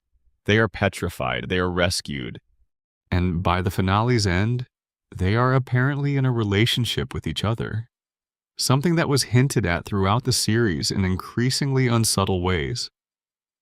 Are Blubs and Durland, in their own way, aware of more than they pretend? Was their incompetence always partly a performance? An active choice to look the other way at the supernatural rather than engage with it? Or were they simply never capable of handling it? Mystery number 71. Lazy Susan and the Memory Wipes. The memory gun, when used on Lazy Susan in Society of the Blind Eye, causes her to briefly become confused about her own gender. This is presented as a joke, a side effect, a quick bit of comedy. But it is also the show telling us that repeated memory erasure causes lasting cognitive damage. Lazy Susan was not the first time the society erased her memories. The show implies the operation had been running regularly for 30 years, and Lazy Susan apparently kept seeing gnomes. How many times has she been erased? What has she lost? What does Lazy Susan look like inside her own mind? What is the actual internal experience of being a person who has had the same memory wiped multiple times? Mystery number 72.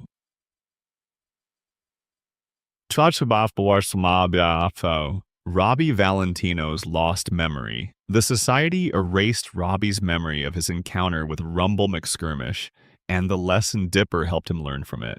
Which is why Robbie continued to be antagonistic toward Dipper. He simply did not remember the moment that had humanized him. The show uses this to explain why a potentially resolved conflict kept existing in the background. But it also means that the Robbie who stood on the Zodiac in the finale, whose symbol on the wheel is the stitched heart, was operating without a significant piece of his own history. Was the Robbie of the finale a different person from who he would have been if his memory had remained intact? Did the erasure change him in ways that affected what he became? Section 11. The codes, the cryptograms, and the messages that never got answers. Mystery number 73. He's still in the vents.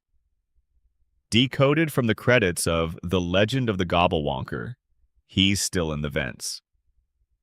The identity of the entity or person in the vents has never been confirmed. Context suggests a joke, possibly the gnomes, possibly a monster. But the line has a persistent, atmospheric quality that goes beyond easy dismissal. Mystery number 74. 74. Carla, why won't you call me? Credits cryptogram from Headhunters. Decoded. Carla, why won't you call me? This is presumably a joke. A character named Carla exists in Gravity Falls but is not a major figure. The cryptogram reads like a desperate personal message embedded in a children's cartoon credit sequence. Is it Ford's voice? Stan's? Someone else's entirely? The joke format of early season cryptograms, they were relatively simple, often punchy one-liners, means this could genuinely be a throwaway gag. But in context, in a show about secrets and hidden messages and people who disappeared and people who waited, the image of someone encoding their longing for an unreturned call into an encrypted cartoon credit sequence is affecting whether or not it was intended to be. Mystery number 75. Onwards Aoshima. Credits cryptogram from The Inconveniencing, a reference to episode director John Aoshima, a playful Easter egg clearly. But it also represents the broader category of cryptograms that are essentially the production team communicating with the fans across the fourth wall, using the same encoding system as the in-universe mysteries to leave entirely out-of-universe messages. This creates a genuine interpretive problem. When a cryptogram says Onwards Aoshima, it is clearly not an in-universe secret. When a cryptogram says Stan is not what he seems, it clearly is. But many cryptograms sit in the space between those extremes, and distinguishing between a genuine lore revelation and a production team joke is not always possible from the outside. Mystery number 76. I was so blind, he lied to me. The darkness is near. This one is not a joke. Decoded from a combined Cipher, Spanning multiple season 1 episodes, this message, "I was so blind. He lied to me. The darkness is near," reads as Ford's voice, or someone's voice, speaking from inside a long period of deception. The darkness is near. Whatever was coming in season 2 was already visible from where this message was written. Who encoded this? When? Is this Ford from inside the portal, somehow transmitting back? Is it Stan who knew what he was building and knew its consequences? Is it a fragment of something larger? Mystery number 77, The Whisper in the theme song. The Gravity Falls theme song contains, barely audible beneath the music, a rapid whisper. This whisper provides the cipher key for the end credits cryptogram of each episode. It is mixed so low that most viewers never consciously notice it. You have to know it is there and be listening specifically for it. Alex Hirsch designed the show so that the solution to each episode's hidden code was hidden in that episode itself. The cipher key is whispered in the theme song before the episode even begins. The answer to the puzzle is given to you at the start, in a voice so quiet you might spend months watching before you notice it is there. This is not a mystery in the traditional sense, but it is a beautiful piece of craft, and it represents something central to what Gravity Falls was doing. Everything you need is there, in the text, from the beginning. You just have to know to listen. Mystery number 78, The In-Theme Polaroid Photos. The theme song's montage of Polaroid photos at the end contains images of creatures and characters that the twins will encounter throughout the series. Some of them are identifiable in retrospect. The gnomes, the Summerween monster, Gideon. Some of them are harder to place. One Polaroid, visible for a single frame, appears to show something that does not correspond clearly to any creature or event in the show as aired. What is it? Most fans assume it represents content that was planned and cut, or a background creature from an episode that does not feature prominently enough to be easily identified. But the possibility that the small, persistently interesting possibility that it represents something that has not yet appeared keeps a portion of the fandom convinced that Gravity Falls is not entirely finished telling its story. Section 12. The Zodiac, the Prophecy, and What Comes After. We have arrived at the end, the deepest part of the forest. The questions that sit at the heart of everything Gravity Falls built, and that the show chose to leave open, not out of neglect, but out of deliberate, considered artistic choice. Mystery number 79. Why Stan and Ford's fight was the specific weakness. The Zodiac was the prophecy. 10 people, 10 symbols, hands held in a circle, power sufficient to defeat Bill Cipher, and it failed. It failed because Stan and Ford fought. A single argument between two brothers at the critical moment broke the circle. And Bill, who had been watching the ritual proceed with what appeared to be growing concern, immediately capitalized on the disruption to destroy it. But why was Stan and Ford's relationship specifically the weak point? The other members of the Zodiac had their own tensions. Gideon was standing on that circle under considerable duress. Robbie and Dipper were not friends. The circle included people who had fought and hurt each other throughout the summer. Yet the only fight that broke the ritual was Stan and Ford's. Either the brothers' relationship has specific significance, their bond, their shared history, the decades of damage between them, or Bill knew it was the weak point and engineered the disruption intentionally. Either the prophecy required something from the twins' great uncles that they could not provide at that moment, or something was watching and waiting for the crack. Mystery number 80. What would have happened if the Zodiac succeeded? The show tells us the Zodiac, if completed, possesses enough power to defeat Bill. It does not tell us exactly what that would look like. Would it have destroyed Bill? Imprisoned him? Sent him back to the Nightmare Realm? Would the participants have survived? Ford discovers the prophecy from studying cave paintings left by the ancient peoples of Gravity Falls, people who apparently used the zodiac successfully in the past. Historically, it worked. Historically, Bill was defeated using it and sent back.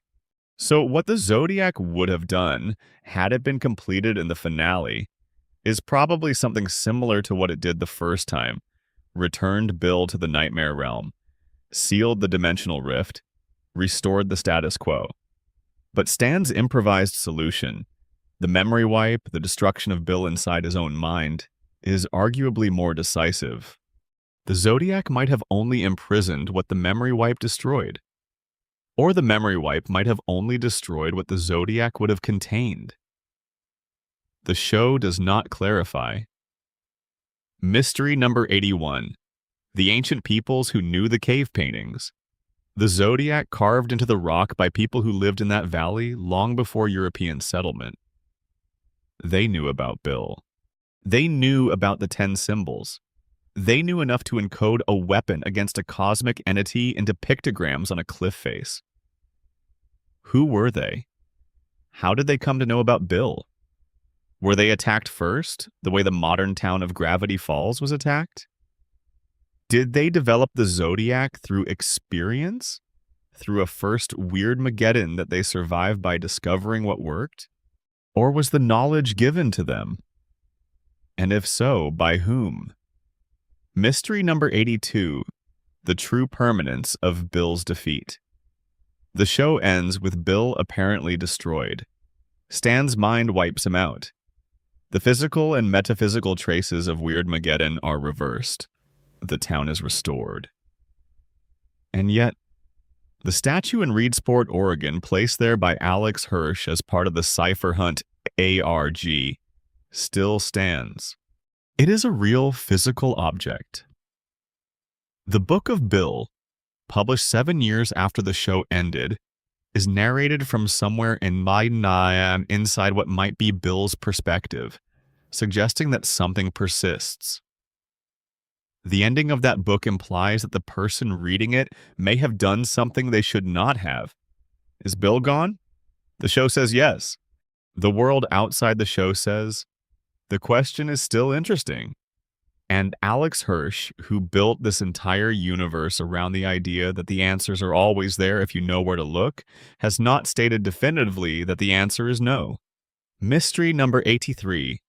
The next summer, the show ends with the twins going home. They go back to Piedmont, California.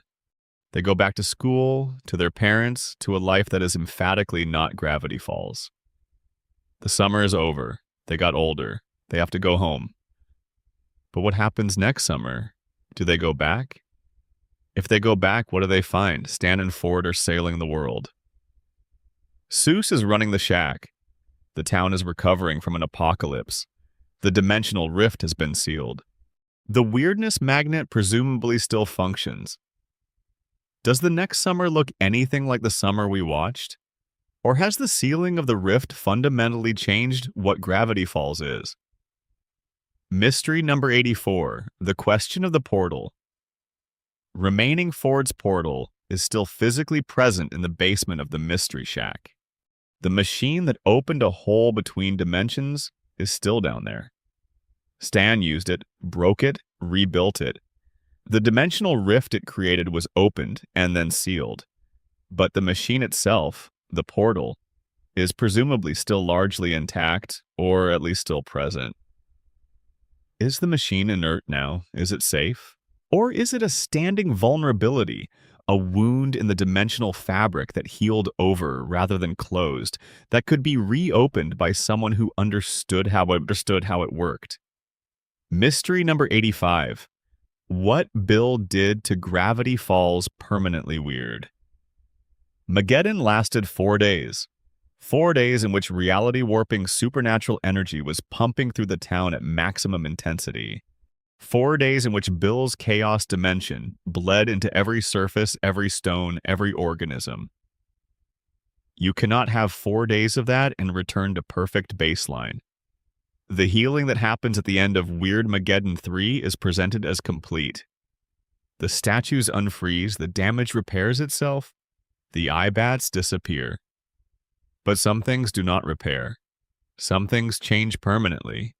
The question of what Gravity Falls looks like in the years after Weirdmageddon, what changed in the soil, in the water, in the dimensional fabric of the valley, is left entirely open.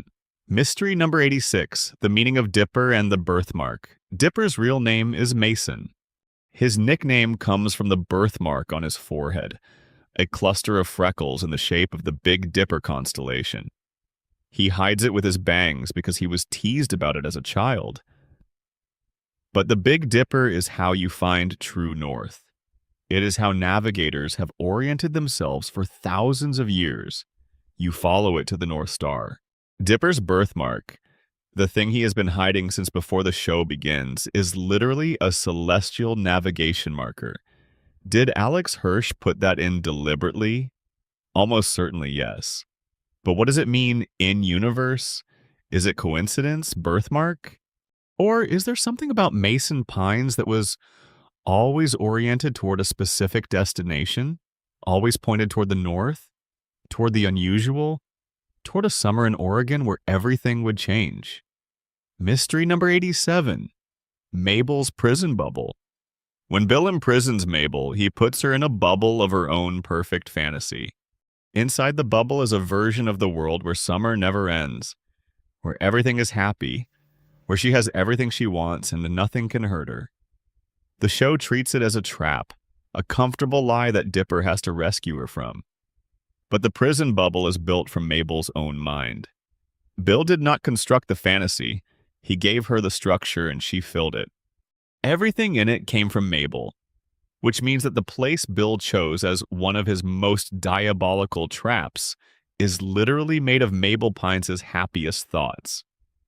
There is something in that. Mystery number 88. What Mabel was never told. Mabel does not know everything that happened while she was in the bubble.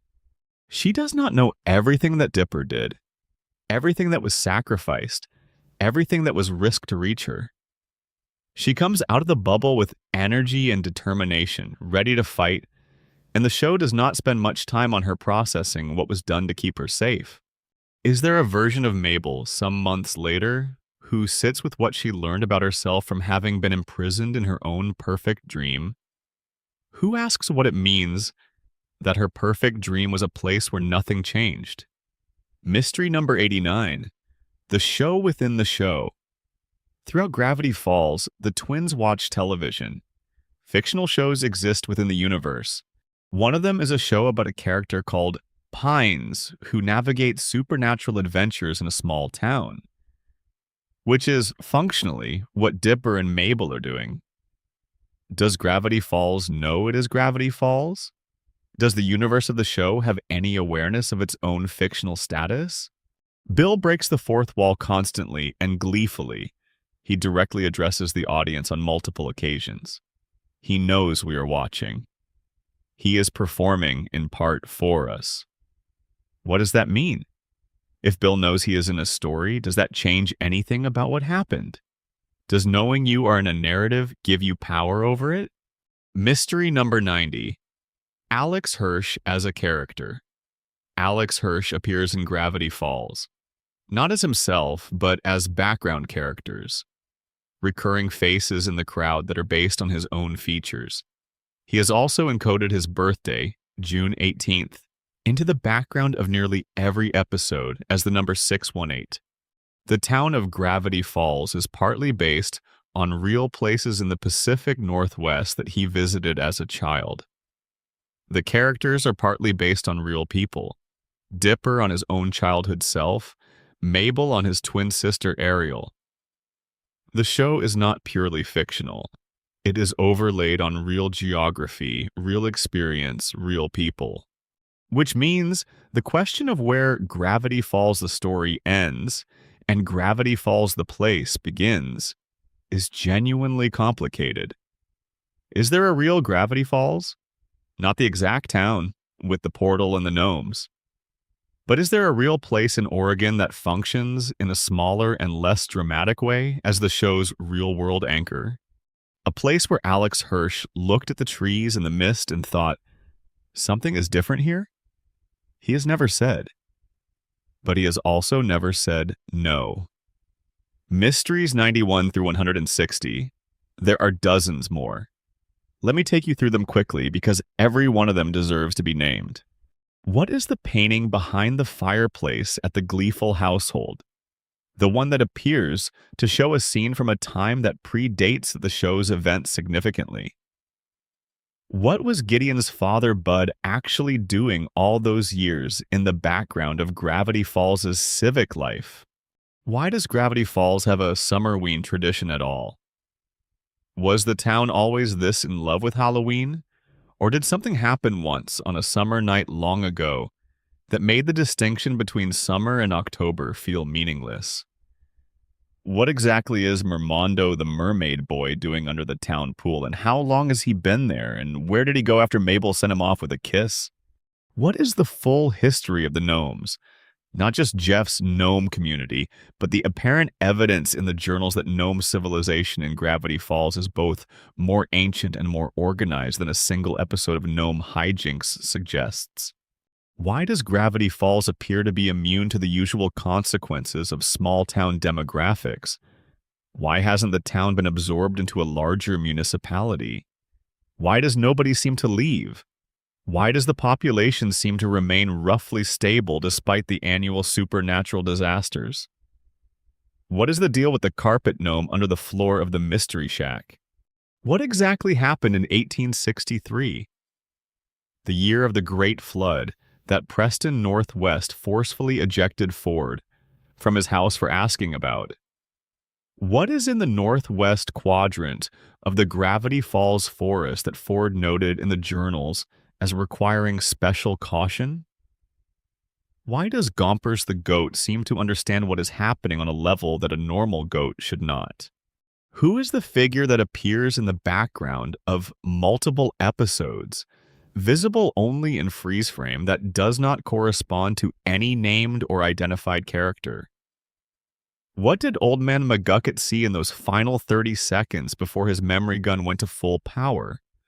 What was the last coherent vision his mind processed before it started erasing itself? What is the significance of the specific day, August 31st, on which both Dipper and Mabel turned 13? And which coincides with specific astronomical events mentioned in Ford's encrypted journal entries. Why did Bill Cipher choose to wear a top hat and bow tie? This sounds like a joke. It is partially a joke, but in a show where every detail means something, the choice of a triangular reality, destroying Cosmic Demon to dress himself in the specific aesthetic of a 1930s stage magician, raises a question. What is Bill performing? What persona is the triangle playing at, and why that one specifically? What is beyond the nightmare realm's decaying edge? What consumes even the dimension of chaos from outside? Is there something older and more fundamental than Bill Cipher, operating in the spaces between spaces? What happened to the gnomes after Weirdmageddon? They were presumably petrified along with everyone else. Were they restored? Are they still out there? And given that Jeff spent at least part of the summer living under the Mystery Shack floor, has the gnome community now established some kind of relationship with the shack that Suze is blissfully unaware of? Does Dipper ever finish Journal 4? In the finale, the show ends with a shot of him writing. He has his own journal now. His own record of everything that happened that summer, his own document of the impossible summer in Gravity Falls, Oregon. He is continuing Ford's work. He is becoming, in some sense, a next-generation investigator of the strange and the hidden. What does he write? What does he remember? And someday, maybe years from now, maybe on a quiet afternoon when he is older and the summer feels like a dream, will he open that journal and read back through it and find in his own handwriting something he does not quite remember writing? Something that surprises him? Something that seems like it could not have come from him? Will there be a cipher at the bottom of the page? And will it decode to Welcome Back, Closing, the show that keeps asking. Here is the thing about Gravity Falls that I keep coming back to. The thing that makes it different from almost everything else that was made in the same era, in the same format, for the same audience. Most shows tell you a story and trust you to watch it. Gravity Falls told you a story and then whispered to you that the story was not the whole thing. It handed you the book, but told you there were messages encoded in the spine. It gave you the picture, but told you to look at the background. It played you the music, but told you to listen to what was underneath. It treated its audience as partners. It said, "We have hidden things here, and we want you to find them. And finding them matters, and the search is part of the point." That philosophy produced a show that its fans have never quite finished watching. Every rewatch finds something new. Every decoded message opens a door. Every detail that seemed like background texture reveals itself in the right light to be load-bearing. The show is designed to grow with the people who love it, to offer something different to a 12-year-old encountering it for the first time, and something entirely different to someone coming back to it at 25 with a decade of life behind them, and a new sense of what it means for a family to be broken and then, slowly and painfully, put back together. The 160 mysteries in this video are not a sign of laziness or incompleteness. They are a sign of abundance. Alex Hirsch and his team built a world big enough to have genuine dark corners, genuine unexplained rooms, genuine shadows where the light has not quite reached yet. Some of those shadows were left deliberately, open doors that might someday lead somewhere. Some of them are the inevitable result of building something that complex, that dense, in the time they had. And some of them, the good ones, the ones that keep you up at night, are both of those things at once. Gravity Falls ran 2 seasons. It told a complete story. The twins grew up, the family healed. The demon was defeated. Summer ended. But somewhere in the Oregon hills, in a town that should not exist, there is a building with a secret in its basement and a vending machine in its front hall. There are caves with paintings that know too much. There are journals with missing pages. There are memories stored in glass tubes in an underground hall beneath the Museum of History. And somewhere out there, if you look closely enough at the right frame, there is a figure standing among the trees that the camera does not quite move toward. Not yet. If you made it all the way here, so if you sat with all 160 of these mysteries from the beginning to the end, then you are exactly the kind of person I made this video for. Drop a comment. Tell me which mystery hits hardest for you. Which unanswered question keeps you coming back? Tell me if there is one I missed that you think deserves a spot on this list. And if you are not already subscribed, please do. It takes one click, it costs you nothing. And it tells me that you want more of this kind of deep, slow, thorough dive into the worlds that deserve it. There is a lot more where this came from. Take care of yourselves, watch the trees, listen for the whisper under the music. Until next time. Section 3B, Bill Cipher. The deals, the dimensions, the demon's philosophy. Let us stay with Bill for another long stretch, because there is more here than a single section can hold. Bill Cipher is not just a villain. He is a philosophical position that the show has built an argument against. He represents the universe as meaningless chaos, as a place without inherent structure worth protecting, without love that matters, without anything that justifies caring about its preservation. He is the argument that reality is an illusion, and the punchline is how seriously everyone takes it. The show's counter-argument is the Pines family. Not intelligence, not power, not the Zodiac prophecy or the quantum destabilizer or 30 years of research.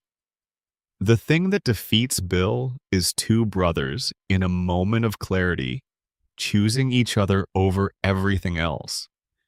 That is the show's moral center. That is what it has been building toward since the first frame. but it raises questions. Mystery number 28. B. Bill's understanding of love. Bill claims to have driven a galaxy to madness. He claims to have watched the extinction of countless species across trillions of years. He has been manipulating minds and realities for longer than human civilization has existed. And the thing that defeats him is two brothers who care about each other. Did Bill see it coming? He was taunting Stan in those final moments. He seemed completely confident. He was dissolving Stan's memories methodically, looking for the equation, playing the game at his own pace. And then Stan erased himself to protect his brother, and Bill died screaming. Was Bill genuinely incapable of predicting this? Does his fundamental nature as a chaos entity make it impossible for him to model genuine self-sacrifice? Is his most catastrophic strategic failure the result of a blind spot he has carried since Euclidia? An inability to account for the possibility that someone would choose to lose completely for someone else? The show implies this without stating it. And the implication is one of the most quietly devastating things in the entire series. A being of almost unlimited power, operating for trillions of years, defeated by a concept he simply could not compute. Mystery number 29, B. The Henchmaniac's origins and fate. Bill's supernatural companions, 8-Ball, Piranha, Teeth, Keyhole, Pacifier, Hectagon, amorphous shape, Kryptos, appear during Weirdmageddon as his party guests and lieutenants. They are vivid, weird, genuinely threatening in their own right. And then the Shaktran fight happens, and they are defeated, and the show ends, and they are never mentioned again. Where did they come from? Did Bill collect them over the course of his trillions of years of interdimensional activity? Beings he encountered in broken places? Entities drawn to his chaos? Creatures that found his entropy more appealing than whatever order they came from? Are they from the nightmare realm? Or from other dimensions entirely? And after Bill's defeat, what are they? Are they destroyed with him? Are they returned to whatever dimensions they came from? Are they still out there somewhere in the multiverse looking for a new source of chaos to attach themselves to? The Henchmaniacs are one of the most visually interesting elements of Weirdmageddon, and the show drops them like props once the fight is over. Mystery number 30, B. The relationship between Bill and the Time Baby. The Time Baby is an enormous, powerful entity who controls time and whose scream can apparently affect temporal mechanics. He is rendered in the style of a giant infant, but carries cosmic authority. He runs an organization, he issues decrees, he is aware of Bill and treats him as a known threat. Their history is entirely unaddressed. Have they fought before? Does the Time Baby's control of time function as a check on Bill's reality warping? Did the Time Baby's presence over the centuries prevent Bill from achieving his goals earlier? Is there a version of events in which Bill has attempted Weirdmageddon before and was stopped specifically because the Time Baby intervened? And when Bill destroys the Time Baby during Weirdmageddon, something that even surprises Bill himself, what does that mean for the flow of time in the universe? You have removed the entity that regulates temporal stability. What happens to time in the long term when its primary enforcement mechanism is gone? Mystery number 31, B. What Bill did before Ford was not the first person in Gravity Falls to catch Bill's interest. The cave paintings predate Ford by centuries. The town's supernatural density has been present and growing for far longer than Ford's research career. Bill has been aware of this valley, this nexus, for what is presumably a very long time. Who else did he approach? Did he appear to McGucket before approaching Ford? Did he try the assistant before landing on the scientist? Did he try other researchers, other curious minds before Ford arrived in the 1970s? Did previous investigators of Gravity Falls encounter Bill in their dreams and choose not to build what Bill wanted, or break down, or disappear, or simply never understand what they were being offered? The cave paintings suggest ancient awareness.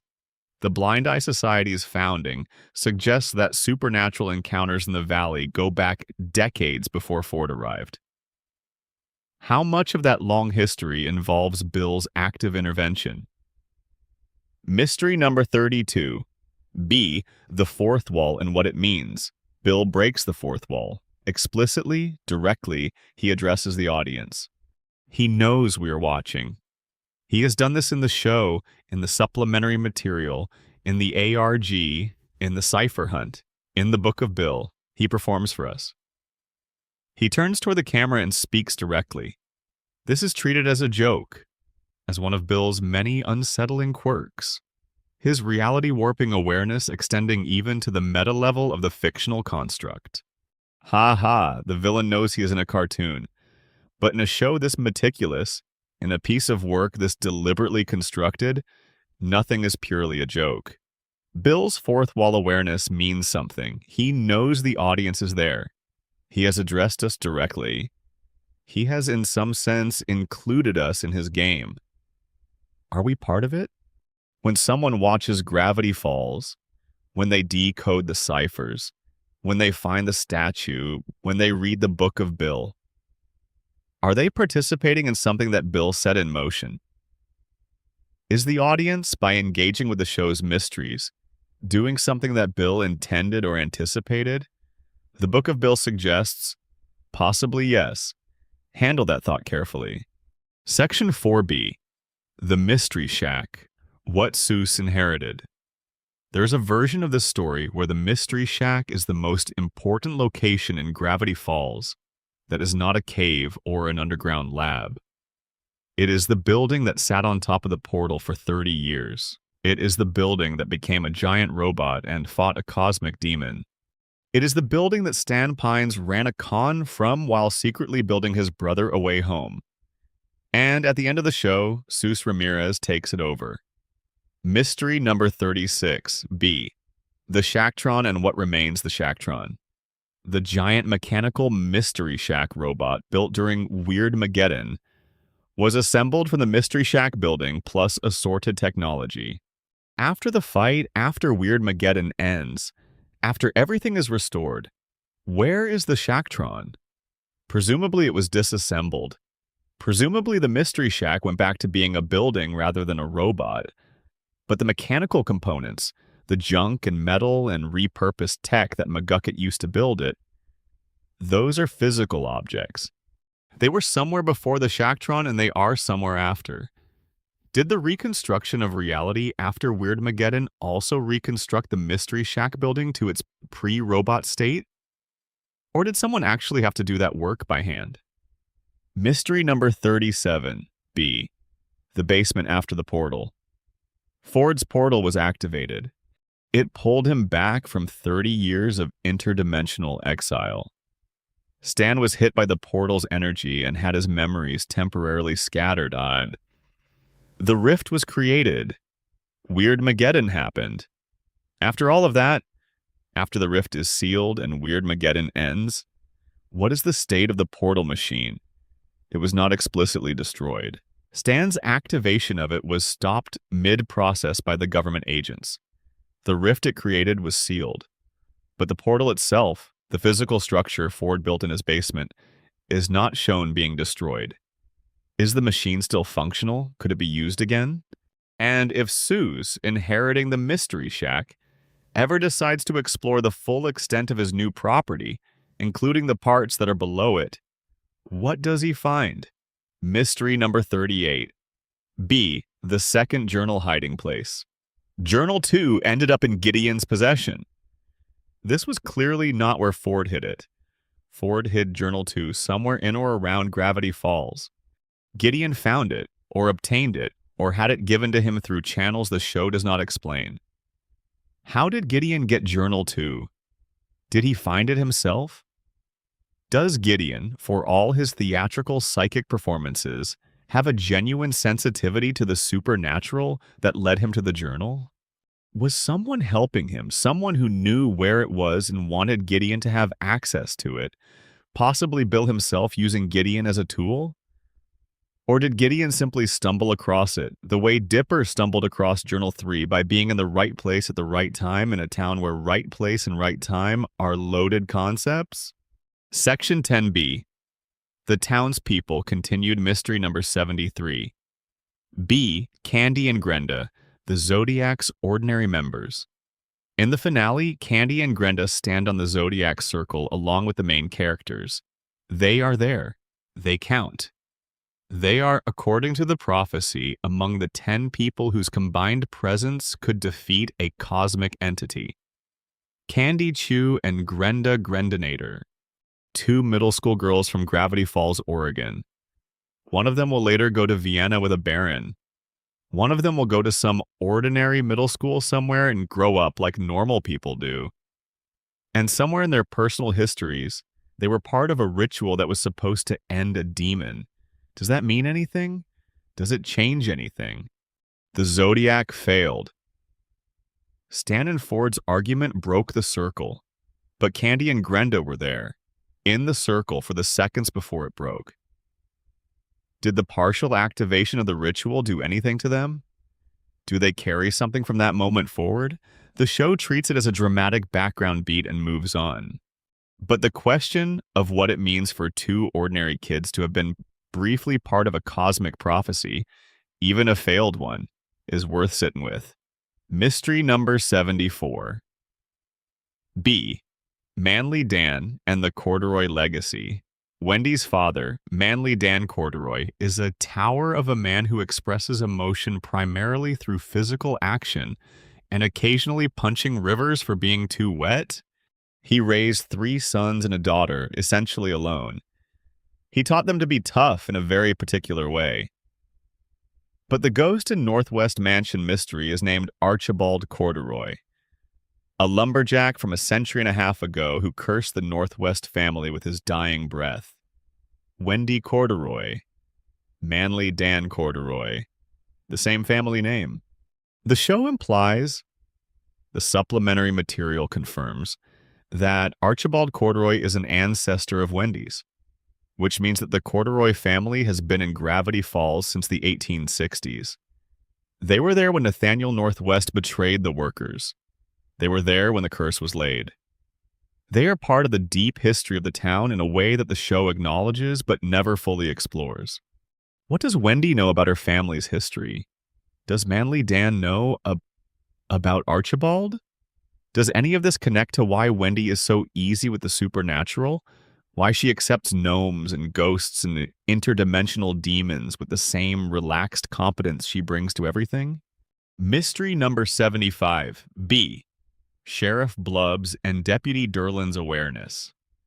Throughout the show, Blubbs and Derlin consistently fail to investigate, refuse to look into, actively suppress, or ignore supernatural events in Gravity Falls. They cover up the Northwest conspiracy. They fail to respond effectively to anything. They are, professionally, spectacularly useless. But here's the thing. They survive Weirdmageddon. They were in the throne. They came out. And by the end of the finale, they are apparently in a relationship with each other, which has been hinted at throughout the show in varying degrees of subtlety. Did Blubbs and Derland's experience of being petrified change them? Did being part of the throne, being part of a supernatural event that was undeniable, that was physically experienced rather than encountered at a comfortable distance, break the habit of looking away? What are Blubbs and Derlin like as law enforcement officers after Weirdmageddon? Mystery number 76. B. The Gleeful Family and the Psychic Trade Gideon. Gleeful performs as a child psychic. His performances are theatrical and largely fake, but his actual abilities are real. He can read minds in small ways. He can sense things that others cannot. And he had Journal 2, which he used to summon Bill. His parents, Bud Gleeful, a car salesman, and a mother who is occasionally referenced, are part of the Blind Eye Society, or at minimum, adjacent to it. Bud Gleeful had a memory tube in the Hall of the Forgotten. What did Bud see? Was it something related to Gideon's abilities? Did Gideon's psychic sensitivity manifest early in a way that was witnessed by his parents that was disturbing enough to seek erasure? Did Gideon's mother know about the journals before Gideon found Journal 2? Mystery number 77. B. Toby Determined and the Press. Toby Determined is Gravity Falls' local journalist. He runs the Gravity Falls Gossiper and is present throughout the show as a background comedy figure. Sweaty, hapless, perpetually unlucky. He is also a member of the Blind Eye Society. That membership, combined with his role as a journalist, raises a question the show does not address. Toby Determined's job, nominally, is to document and report on what happens in Gravity Falls. His hobby as a society member was erasing the documentation of what happened in Gravity Falls. He was, structurally, the town's self-suppressing press. What happens to journalism in Gravity Falls after the Blind Eye Society is disbanded? Without the society's active suppression of memory and record, is there now a local journalist, a man who was at Weirdmageddon, who was in the throne, who came out of it having lived through the most dramatic event in the town's recorded history, who is now free to report everything he has ever suppressed? Does the Gravity Falls Gossiper become the most interesting small-town newspaper in America post-Weirdmageddon? Mystery number 78. B. Lazy Susan's Garden of Weird Plants. Lazy Susan tends a garden that, in background shots, appears to contain plants that are not quite normal. Not dramatically supernatural, not carnivorous or animated or obviously magical, but subtly wrong. Shapes that are slightly off. Proportions that do not quite match what those species should look like. Colors that are a little too vivid or a little too muted. Is Lazy Susan's garden just a background detail, or is it evidence of the town's weirdness saturating the soil so thoroughly that even mundane horticulture goes slightly strange? And given that Lazy Susan has been memory wiped multiple times, given that she has seen gnomes and had the seeing erased, at least once, probably more, has the repeated partial erasure left something in her that makes her garden strange? Some residue of supernatural encounter that did not get fully removed. Section 11B, the codes, the archive, and the ongoing search mystery number 79.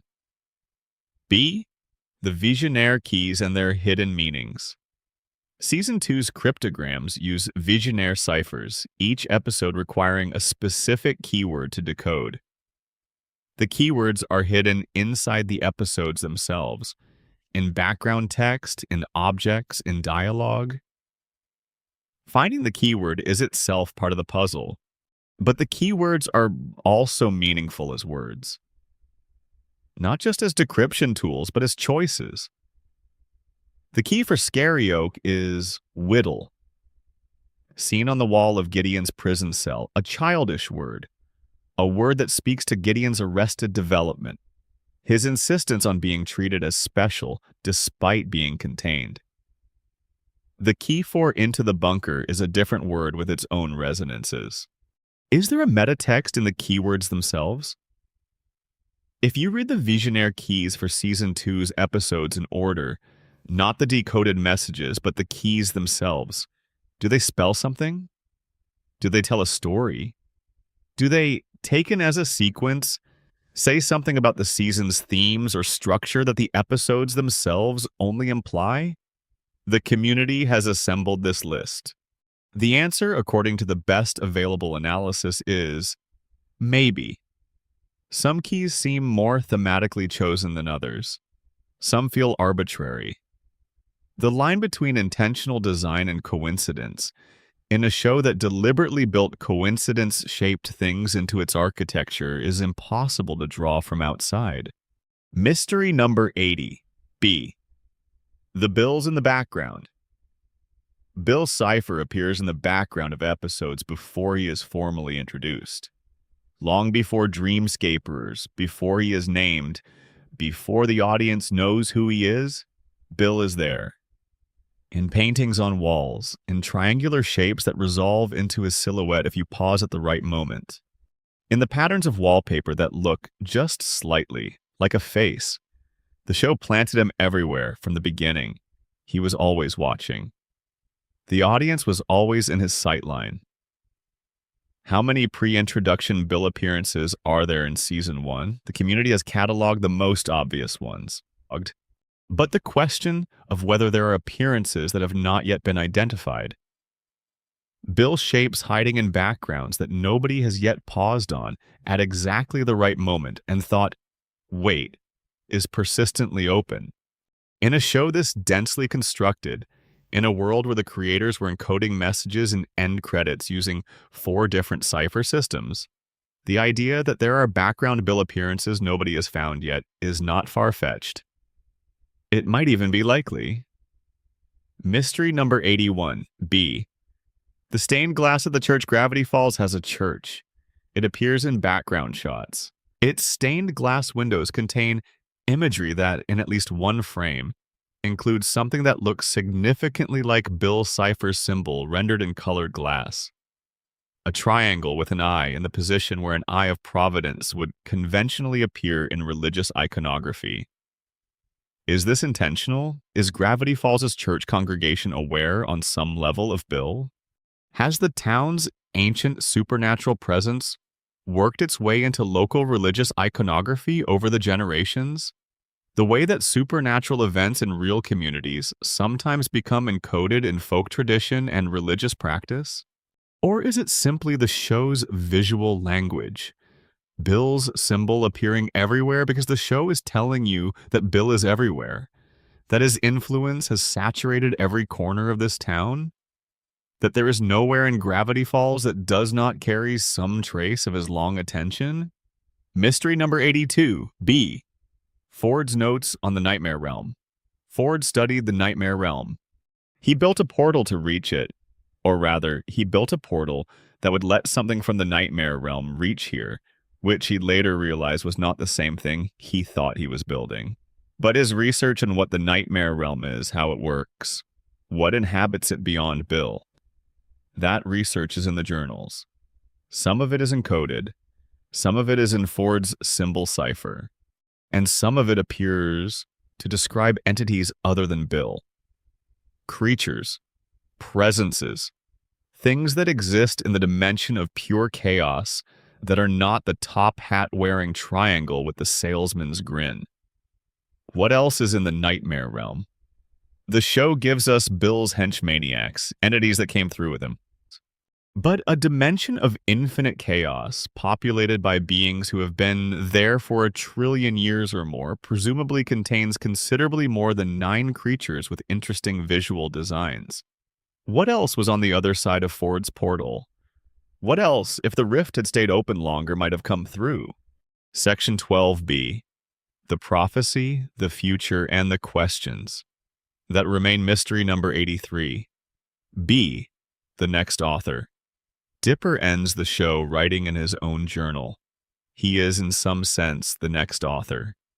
He has documented an entire summer of supernatural encounter, cryptographic code, familial revelation, and interdimensional apocalypse. He has done it in the same format Ford used. A numbered journal, handwritten, illustrated, with his own cipher system developed out of what he learned from Ford's example. What happens to that journal? Does Dipper continue it when he goes home? Does it expand into a volume 2, a volume 3? Does he send it to Ford while Ford is sailing the world's oceans, adding to the record of Gravity Falls' supernatural history from a distance? And decades from now, Nadatsui, if some future kid ends up in some future strange town and stumbles across a journal buried in the woods, will it be Dipper's handwriting they find? Mystery number 84. B. Mabel's scrapbook. Mabel is the scrapbooker of the pair. She documents the summer in pictures, cutouts, stickers, glitter, memories pressed flat between pages. Her scrapbook is the emotional archive of the summer, the complement to Dipper's analytical record. The show ends without us seeing what Mabel's scrapbook contains. We know she made it. We know it documents everything. We do not see what she chose to include, what she chose to leave out, how she edited and arranged and colored the story of the summer into something she wanted to keep. What does the summer look like, curated by Mabel? What does it look like when the person keeping records is the optimistic one, the one who found joy in everything, the one whose symbol is the shooting star? Mystery number 85, B. The seal on the dimensional rift. The interdimensional rift was opened when Bill got Mabel to release it. It was sealed, eventually, after Weirdmageddon, as part of the reversal of the apocalypse. Ford had the equation to create a barrier. Stan's mind wipe destroyed Bill, which apparently resolved the immediate Weirdmageddon condition. But the rift itself, the specific tear in the dimensional fabric that Bill used to enter, was that closed properly? Or was it sealed over, the way a wound heals as scar tissue rather than returning to original tissue? Is there a weak point in the dimensional barrier around Gravity Falls that has been patched rather than repaired, that could be opened again under the right conditions? The show implies restoration. But restoration to what? The pre-Ford state, where a dimension of weirdness was naturally leaking in? The pre-Stan state, where the portal was not being actively run? The pre-Bill state, if there ever was one? Mystery number 86, B. The stars over Gravity Falls. Gravity Falls, Oregon, is in the Pacific Northwest. It is in a valley surrounded by mountains far from major city light pollution. The stars over Gravity Falls would be extraordinary on a clear night. The Milky Way visible, the constellations sharp and present. Dipper's birthmark is the Big Dipper constellation.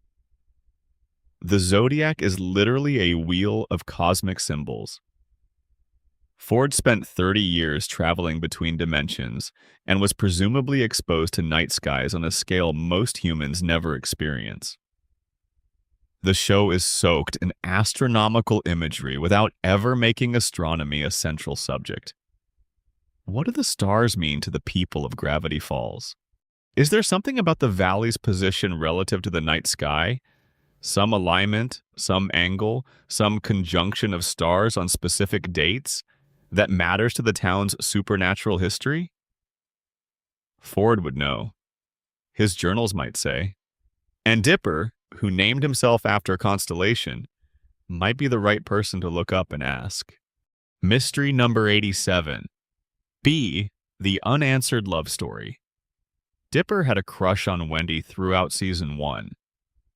He managed to let it go.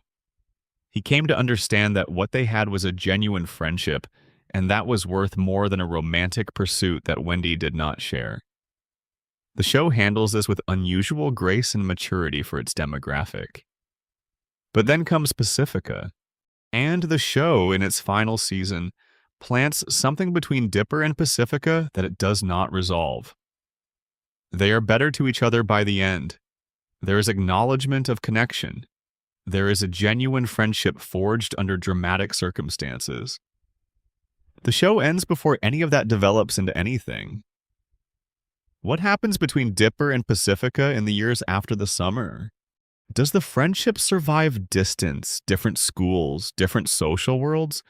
Does Dipper Gazahabai, who is going back to Piedmont, California, who is 12 years old, who has just lived through a supernatural apocalypse, think about Pacifica Northwest on an ordinary Tuesday in November when the school he is sitting in has no secrets in its walls? The show does not tell us. The story of what comes after is one of the most persistently interesting questions in the fandom, and one that Alex Hirsch has most consistently declined to answer. Mystery number 88, B. What Waddles knows Mabel's pig? Waddles, round, pink, perpetually placid, present throughout the show as a running joke and a source of genuine warmth. In one timeline, he was won by the wrong person, and the show treated that as a genuine tragedy, something worth time traveling to correct. But in one episode, a device of Ford's briefly raises Waddle's intelligence to genius level. Waddle's, given the ability to communicate at a sophisticated level, begins doing research, writing papers, engaging with ideas. It is played for comedy. Waddle's writing a Nobel Prize paper is absurd on its face. The intelligence is eventually reversed. What did Waddles understand in those hours of elevated cognition about what was happening around him? What did a genius pig surrounded by the supernatural density of Gravity Falls, with access to Mabel's memories and experiences and emotional life, work out about the nature of the summer, the nature of the threat, the nature of what was coming? We do not get to see Waddles' paper. We do not get to read what he wrote. The show reverses his intelligence and moves on. But for a few hours, Waddles was possibly the most informed observer of Gravity Falls' situation in the entire building. That paper is out there somewhere, in universe. Presumably still on Ford's equipment, presumably unread by anyone who could appreciate it. Mysteries 103 through 160, the background details. Let us spend the final stretch of this video in the place the show rewards most. The background. The details that do not drive the plot, do not resolve into answers, exist purely as the texture of a world that is too big to fully explain. There is a food stand in Gravity Falls that serves something called spooky snacks. The sign has changed between episodes in ways that are not explained. There's a building on the main street whose architecture is slightly wrong. Doors on the second floor with no staircase beneath them. There is a house with a fence that, if you look at it in a specific episode's background, appears to be made of something other than wood. The post office. The post office in Gravity Falls has been delivering mail to the town for the entirety of its history. Some of that mail has presumably been addressed to people or entities that no postmaster would acknowledge receiving. Has anything interesting ever come through the Gravity Falls Postal Service? Has anyone ever mailed something into the interdimensional space around the valley by accident? The library. Gravity Falls has a library. Ford did research there. Dipper does research there. The library presumably has records going back to the town's founding, records that predate the Northwest cover-up, that document events in the valley before Nathaniel Northwest arrived to take credit for them. Is there something in the local history section of the Gravity Falls Public Library that nobody has checked out in decades because the subject matter is too strange? The cemetery. Gravity Falls has a cemetery. The Archibald Corduroy grave is presumably there. There are presumably graves going back to the 1800s, to the flooding, to the workers who died building Northwest Manor. There are presumably graves of people who encountered something in the forest and did not survive it. What does a walk through the Gravity Falls Cemetery tell you about the town's relationship with its own supernatural history? The Diner. Greasy's Diner, run by Lazy Susan, is where the town's residents eat, gossip, and conduct their small social lives. It is the most ordinary place in Gravity Falls, the most mundane, the most insistently human. It is also the place where Lazy Susan was abducted from by the Blind Eye Society in the middle of the night after seeing gnomes. The most ordinary place in an extraordinary town is still always part of the extraordinary town. The school. James Woods Regional High School. Wendy goes there. Various supporting characters go there. It has teachers, a cafeteria, presumably a library, a gymnasium. What is the James Woods Regional High School experience like when your town has gnomes and time travelers and a supernatural demon who recently tried to destroy reality? What does the history teacher cover? What does the science teacher think about the anomalous readings that presumably come from the valley's weirdness magnet? What does guidance counseling look like for teenagers who have been memory wiped by a secret society? The answer to all of these questions is the same. We do not know. The show gave us the edges of these worlds without giving us their centers.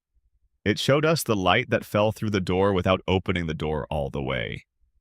And that is, honestly, exactly right. Because the thing that makes a mystery is not the absence of an answer. It is the presence of a space where an answer could be. It is the feeling of standing in a forest at night and knowing that the shape you can almost see between the trees is real, is significant, is waiting. Gravity Falls built a world full of those shapes. It built a world full of half-visible things at the edges of the frame, of encoded messages and end credits, of figures in the opening theme that the camera does not quite reach. It built a world where the answer to why is this place so strange is simultaneously because of a dimensional nexus and because of love and because of families and the damage they do to each other and the work it takes to repair it. And it built a world where a 12-year-old boy with a constellation birthmark and a 12-year-old girl with a llama sweater and a grappling hook could walk into the strangeness and come out the other side different, older, wiser, more themselves than they were when they arrive. That is what Gravity Falls is. That is why the mysteries matter.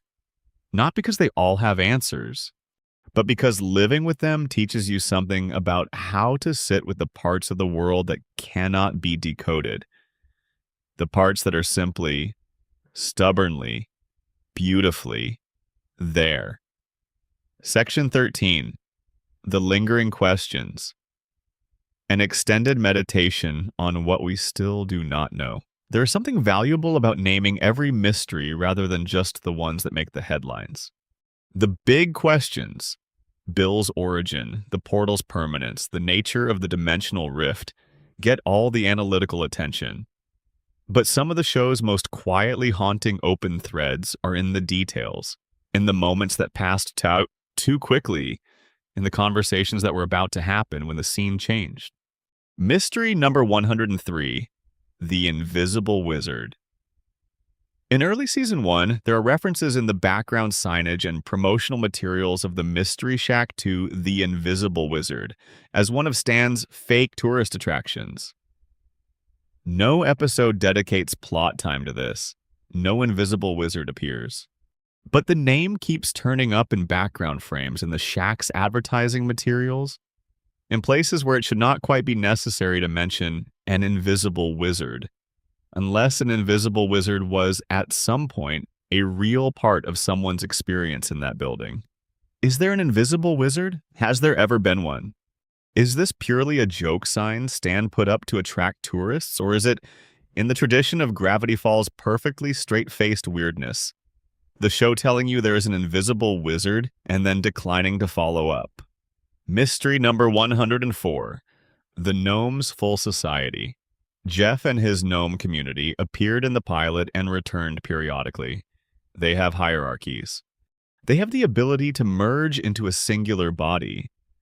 They have clearly been in the Gravity Falls forest for a very long time. The journals document them as a known species with known behaviors. But the show only shows one gnome community, Jeff's group, the ones who wanted a queen. Are there other gnome communities in the Gravity Falls area? Are there gnome territories, gnome politics, gnome wars? Is the Jeff community the only group that attempted to find a human queen? Or is that just the only one the main characters encountered? Mystery number 105. The original Mystery Shack before Stan took over the Mystery Shack after Ford disappeared. Before that, Ford had been using the building, or the property, as a base of operations. Before Ford, the property presumably existed in some form, given that Gravity Falls had been a town since at least the 1860s. What was on that property before Ford built his lab and Stan turned the house into a tourist trap? Was there a building there before? Were there previous owners? Is there a history to that specific piece of land that predates both Pines brothers that might explain why Ford chose that location for his research base? Mystery number 106. Why Dipper wears the pine tree hat Dipper's hat. The blue baseball cap with the pine tree symbol on the front was not something he brought with him from Piedmont. He picked it up from the Mystery Shack gift shop in the very first episode, after a gnome stole his original hat. He chose it from a shelf of tourist trinkets because it was available. His symbol on the zodiac is the pine tree. The prophecy's pine tree corresponds to him specifically.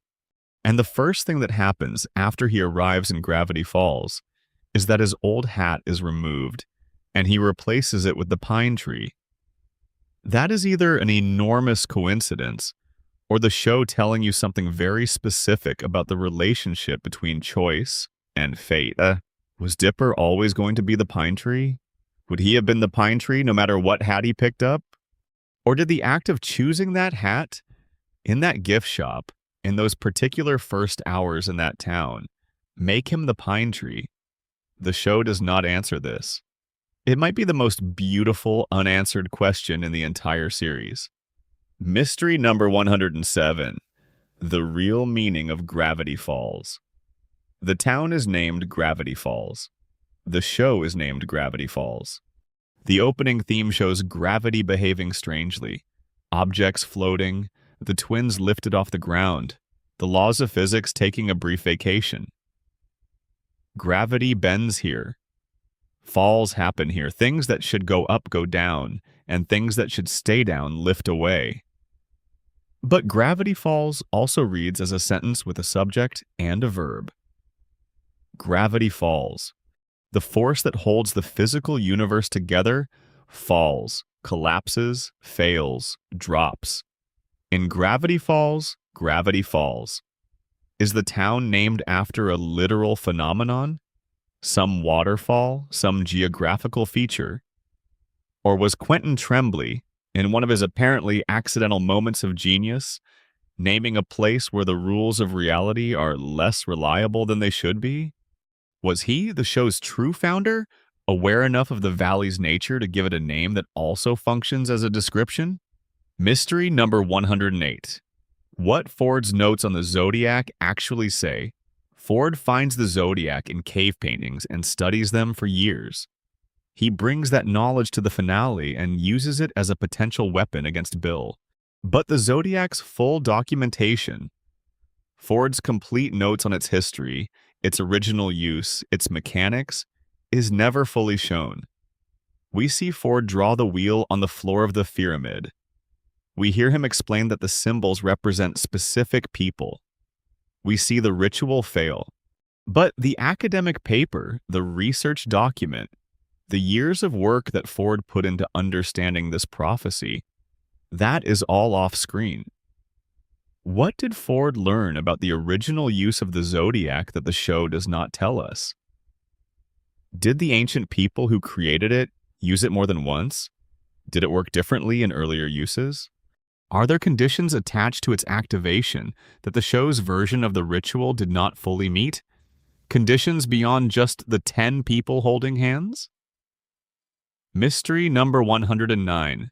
The town's collective memory. After Weirdmageddon, the Blind Eye Society was disbanded, the memory gun was smashed. The residents of Gravity Falls who had supernatural memories erased cannot get those memories back from the society.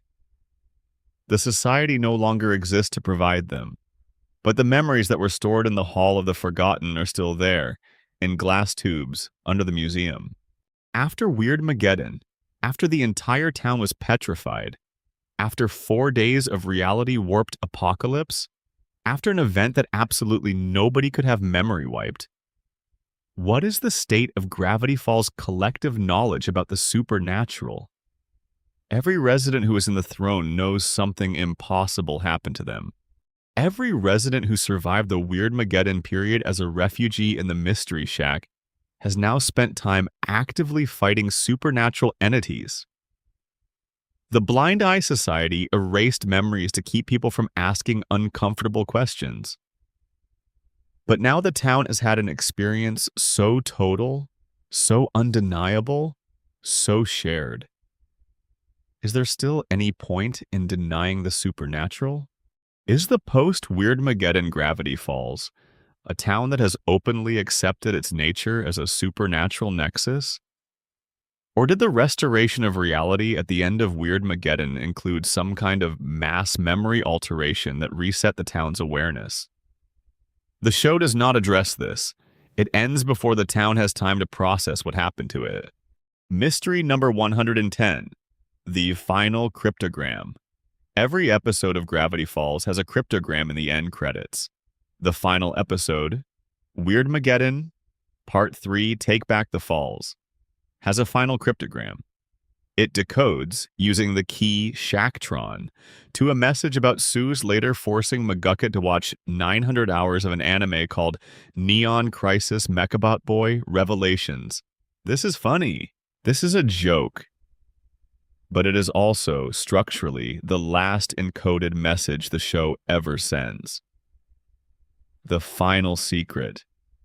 The final thing hidden in plain sight, waiting to be decoded. And it is about friendship. About Sue's making McGucket watch anime. About two people who went through something enormous and came out the other side and are still somehow hanging out. Still making each other watch things. That is the last secret of Gravity Falls. And it is a good one. Closing. The show that keeps asking. There is something I keep returning to, something that separates Gravity Falls from almost everything else made in its era. Most shows trust you to watch. Gravity Falls trusted you to dig. It handed you the story and then whispered that the story was not everything. It gave you the frame and told you to look at what was behind it. It played you the music and told you to listen for what was underneath. That philosophy, the idea that secrets are gifts, that puzzles are invitations, that every hidden message is a way of saying you matter enough to be told this in code, produced a show that its audience has never quite finished watching.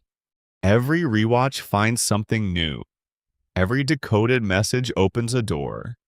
Every detail that seemed like background texture reveals itself in the right light to have been holding something up. The 160 mysteries in this video are not a sign of carelessness. They are a sign of generosity. Alex Hirsch and his team built a world large enough to have genuine dark corners, places where the light does not quite reach, questions that were always going to outlast the episodes. Some of those questions were left deliberately open, doors that might someday lead somewhere, invitations to return to the forest one more time. Some of them are the inevitable product of building something this dense in the time they had. And some of them, the best ones, the ones that sit with you at 2 a.m, are both of those things at once. Gravity Falls told a complete story. The twins grew up, the family healed. The demon was defeated or contained or both. Summer ended, they went home. But the town is still there. The cave paintings are still on the walls. The journals are still full of pages. The bottomless pit is still at the edge of the forest, and the mailbox at the tree line still answers questions if you ask them the right way. And somewhere in the background of a frame that has already aired, in an episode that has already been watched 1,000 times, there is something that has not been found yet. Something that will be found someday by someone watching at exactly the right moment, in exactly the right light. And when they find it, they will feel exactly the way this show always wanted you to feel. Like the world is bigger than you thought, and stranger and more beautiful, and that knowing it is strange and not knowing exactly how strange, that is not a problem to be solved. That is a place to live. If you made it all the way here, if you sat with all 160 of these threads from the opening frame to this last word, then you are exactly the person I made this for. Drop a comment. Tell me which mystery haunts you most. Tell me which question you think about on quiet evenings. Tell me if there is one I missed that you have been holding since the finale aired. If you are not subscribed yet, please do. One click. It means everything. There's a lot more of this kind of deep, slow, thorough dive coming. More worlds that deserve to be taken seriously. more questions worth sitting with. Take care of yourselves. Watch the backgrounds. Listen for the whisper under the music. Until next time. A note on the nature of this list. Before this video ends entirely, one more thing worth saying. 160 mysteries sounds like a lot. And it is a lot. But what strikes me most, looking back over this list, is not how many questions Gravity Falls left open. It is how carefully it chose which questions to leave open. The questions the show answered. Who wrote the journals? What was Stan hiding? How does Bill get defeated? Will Dipper and Mabel be okay? Will Stan and Ford reconcile? These are the emotional core questions. These are the ones the show committed to resolving, because they are the ones the audience needs to feel settled. The story has a shape. It has an ending. It is complete. The questions the show did not answer. What is at the bottom of the dimensional weirdness? Where did all these creatures come from? What is in Jeffrey Canuck's memory tube? What happens in the years after the summer ends? These are the questions that keep the world alive. They are the negative space around the answered questions. They are the forest beyond the clearing. Alex Hirsch built a show for children that treats mystery as something valuable in itself, not as a puzzle to be solved and discarded, but as a quality of experience worth preserving. The not knowing of Gravity Falls is not a bug, it is the feature. The show is arguing, quietly and consistently from its opening frame to its final cryptogram, that living in a world you do not fully understand is the human condition. That curiosity is one of the best things about being alive, and that sometimes the right response to an unanswered question is not frustration, but wonder. Dipper Pines stands in a forest at the age of 12 and finds a journal that tells him the world is stranger than he knew. And rather than running from that strangeness, rather than seeking to neutralize it or explain it away, he runs toward it. He writes it down. He asks more questions. That impulse to move toward mystery rather than away from it, to treat the unknown as an invitation rather than a threat, is what the show is made of. And it is what makes the unanswered questions feel like gifts rather than omissions. Thank you for watching. Thank you for being the kind of person who sits with this. The forest is patient. The codes are still in the credits.